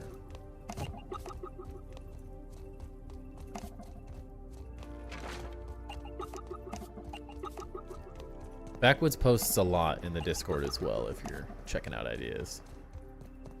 Yeah, the Aphid King and Weevil King. Some like auxiliary houses. Well, they're adorable, thank you.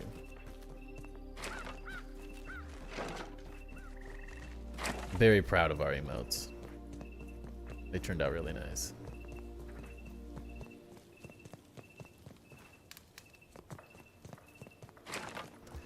And then we have far too many SpongeBob references because I'm obsessed with SpongeBob, so.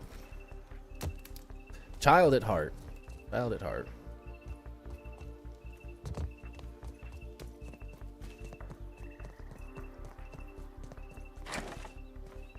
I have a problem. But it's never gonna change.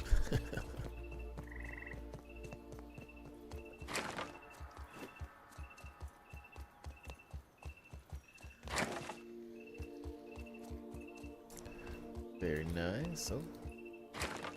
Patches are easy to miss. I'm actually put SpongeBob on to fall asleep. That's hilarious. I love it.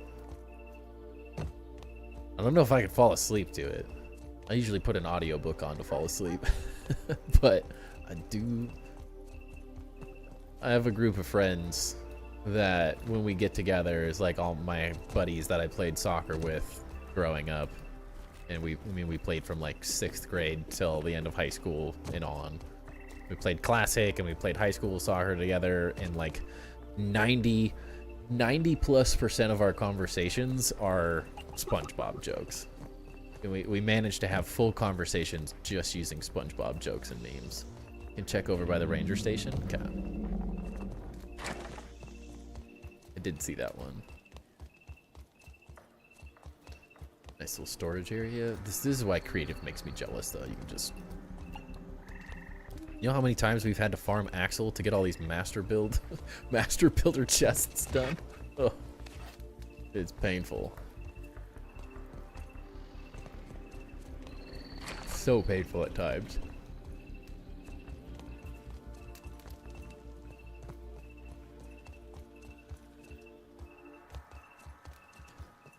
Great little house designs, though. I think a lot of people could definitely use some of these ideas.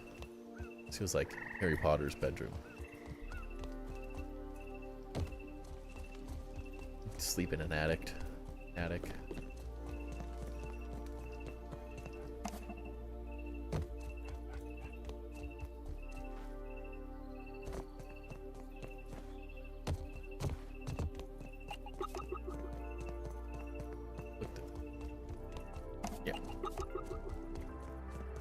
Sleeping in an attic might be kind of strange. In an attic?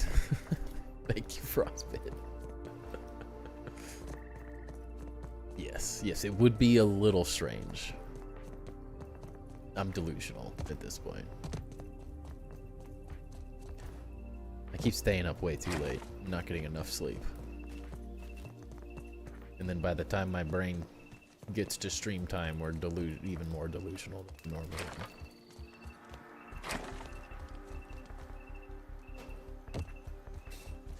Does this go in all the way into the ranger station?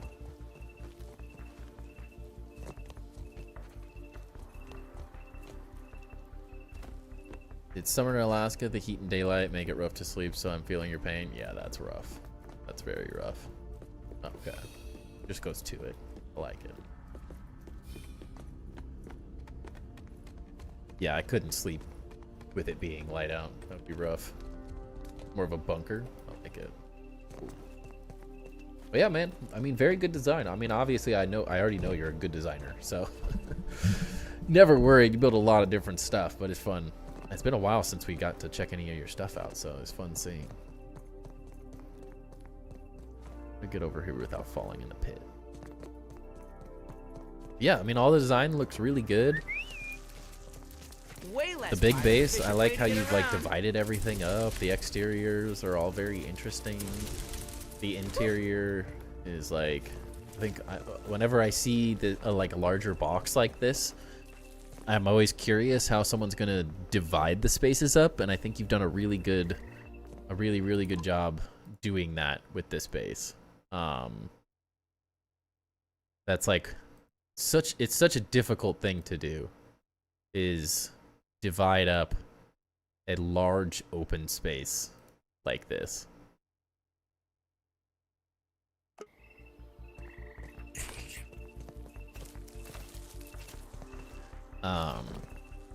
Which I think you've done very well. Sorry, I was a little distracted with the message. It's like the large rectangular bases can be the absolute. It's so easy to do that type of design, but it's really difficult to make the insides work and be like visually appealing. And I think that's something you've done really good with this base. The outside has fun little designs like the double thick wall, again straight out of the TimberBuilds playbook. Always one of my suggestions, so you did great there. But I think what I like the most is that you've completely divided the space up super uniquely. Like it's almost like you built builds inside of the builds. You have buildings inside of this building, which is really interesting. I've seen some really cool architectural projects that were very similar to this that I'm a fan of. It's very interesting. It's like unique, not just like a really large room with a bunch of stuff crammed in it, or a bunch of dividers dividing all the rooms. Like you have multi-story spaces within this area, but they're all kind of they all start on different levels, so that all works really well. It makes for a much more aesthetically pleasing build overall. So I think you've done really good there. The materials work pretty well together. And like this is a good example of like where I was talking about with Scotty. Like on really small builds, too many materials can be visually overwhelming. But on really big builds, if you only had one material throughout this entire space, it would very quickly just become so monotonous. And it's sort of that opposite effect on smaller builds. It just is visually chaotic very quickly when you use too many building materials. But on a larger build, it can really help divide things up and create like visually appealing places, which I think works pretty well in this build overall. It definitely like visually draws your attention to like, this is its own thing, this is its own thing. The like church or throne room type space is like its own design. Like each space sort of has its own vibe. It's used its own material and stuff. You fit a lot of interesting things in a small or in a large build and divided it up nicely so it doesn't look like a big rectangle. Which I think it works very well, and I like that you're like kind of experimenting with different materials on all the different house designs and all the different layouts of everything. Like each space is very unique and like can be very difficult. One of the harder things to do as a designer is not just use symmetry on everything. That's my probably biggest downfall, is I am obsessed with symmetry, and so it's always hard for me to not use it 24/7 just because that's like the thing my eye is visually drawn to. But when I see builds that aren't symmetrical, I always love looking at them because they just make for really unique builds. It's very difficult to not build with symmetry and do it effectively, which I think you've done very well. Oops, didn't mean to send that before I finished the sentence. My husband and May and I took so many times to beat Axel, so once we finally did it, I didn't want to do it again. I don't know how we would go against Dozer. I've had to fight him a lot. It's rough. Husband just got home and is watching intensely because he's a builder of our group and he wants to learn more. Yeah, if he ever wants to show off his base or anything and get some tips and tricks and ideas, I'm happy to help. I love helping people figure out builds and improve designs and come up with new concepts. Like, I like to use my skills to help everyone else, so I'd be more than happy to help out if I can. Symmetry does feel good to me as well. I think there's a lot of value to symmetry, but there's also a lot of value to just not doing everything symmetrical. I think it creates for very unique builds, but it only works in certain situations. And like, I mean, here in a big open space, like if you took out all the interior and just did floor, floor, floor, and didn't have all this kind of non-symmetrical stuff, this base would feel very like bland and boring. But because everything isn't symmetrical, it makes a much more visually appealing base when you kind of build with a more standard shape for the exterior, which works well. But I like it, man. It looks very good, as always.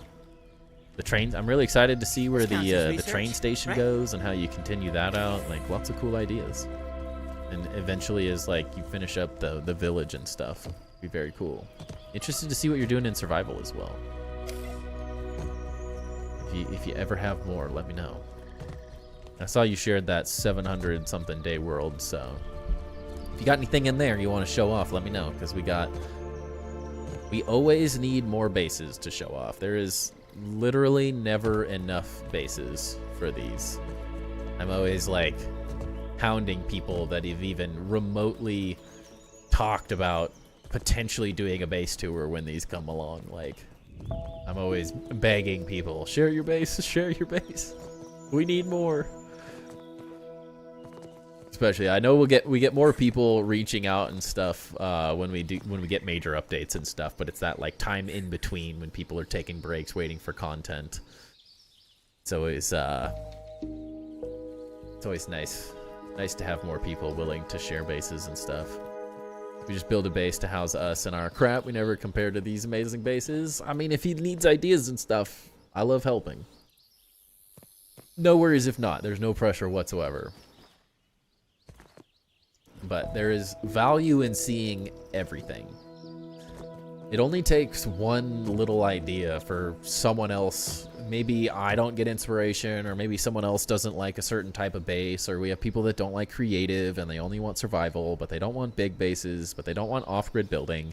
And everyone has their own cup of tea at the end of the day. So like every style, everything, like I want to cover it all so everyone has a chance of some type of inspiration. I mean, we've seen very humble starter bases, and we've seen massive mega builds tonight, and so it's like I enjoy being able to show off everything, because there's value for people who want to see small kind of normal standard bases with good design. There's people who want to see more chaotic design. There's people who just want to see anything and take a little tiny design idea for their own build. Like, there's value in all the bases, so I love being able to show off any and all of it. That is why we do this. Because I mean, even just if you got rid of all of this and just looked at like this one base, someone out there would be like, that's exactly what I was looking for. Like, all I wanted was a small mushroom brick, small like 2-story house with some interesting little designs, or someone that was looking to do a pumpkin base. Like, there's a lot of value, or how to build like a windmill building. Like, there's a lot of value in just seeing different people's design ideas and people trying different things. Never thought about doing it in creative. We just do survival. Yeah. Creative is a great testing ground to build quickly, to iterate ideas, to get things like out of your head into the game, and then rebuild them in with somewhat of a template. I tend to build randomness in whatever comes to my mind, but I also have, at this point, 4,000 something hours in grounded 1 and grounded 2 building, so I tend to have an easier time iterating ideas really quickly because I have so much experience. So it's nice being able to test ideas and stuff. Nothing like H2O. A lot of stress for gathering resources, yes, and I like all my builds are in 100% survival, so it's a never-ending grind, really is. But yeah, Backwoods, appreciate you letting us check this one out. Another great build. Again, make sure you check out Backwoods' YouTube channel, Backwoods Gaming, I believe, if I'm not mistaken. If you want to plug yourself there, Backwoods, in the chat, feel free. Always love to share the love if we can. He's got a handful of different videos. He's got some Grounded 1 stuff, Grounded 2 stuff. Lots of different builds. He's also in the Discord. One last little plug. If you're not part of the Discord, make sure to join the Discord. It's an awesome place to check out cool builds, talk with a community of amazing builders that we've kind of collected here. And there's always cool ideas and fun conversations going. Definitely sharing your survival one next. Nice. Love to hear it. But yeah, so I am going to call this one here. Call this the last one of the night. We'll save the rest of these for next week, so we can do this all once again. Because I know everybody loves Tour Tuesday, so I don't want to take a week off if we don't have to. But I appreciate everyone. For those of you who don't know, I'm going to be on the Casually Grounded stream Tuesday the 16th. So make sure to check that out. Come hang out with me and Eric and potentially Chris. Just showing off my mega tower. We'll hang out and goof around for an hour or so. Have a good time. We're going to talk all things building, materials. We should have a wonderful conversation about what as builders, what we as builders need in the game and want in the game. So it should be a fun conversation, and I always love blowing Eric and Chris's minds with the stuff we build. So appreciate you all hanging out with me. Don't they say a massive build is like half building and half gathering? It is, it is. Got my own Grounded 1 videos and some of my friends' build. I'll be doing Grounded 2 builds as well. Sounds good. Sounds good. Yeah, I appreciate you guys all hanging out. I will be back tomorrow, 7 p.m. Pacific Standard Time. I'm going to be grinding out more of my mega build before the Casually Grounded, so we can get as much done as humanly possible before we show it off to the gang. But I appreciate you guys all hanging out for the evening. Thank you all, Ninja and Random, for the super chats. You guys do not have to do that, and I really, really appreciate the support. Makes a huge difference in me being able to do this stuff. So thank you once again, everybody, and I will catch you all tomorrow. Peace.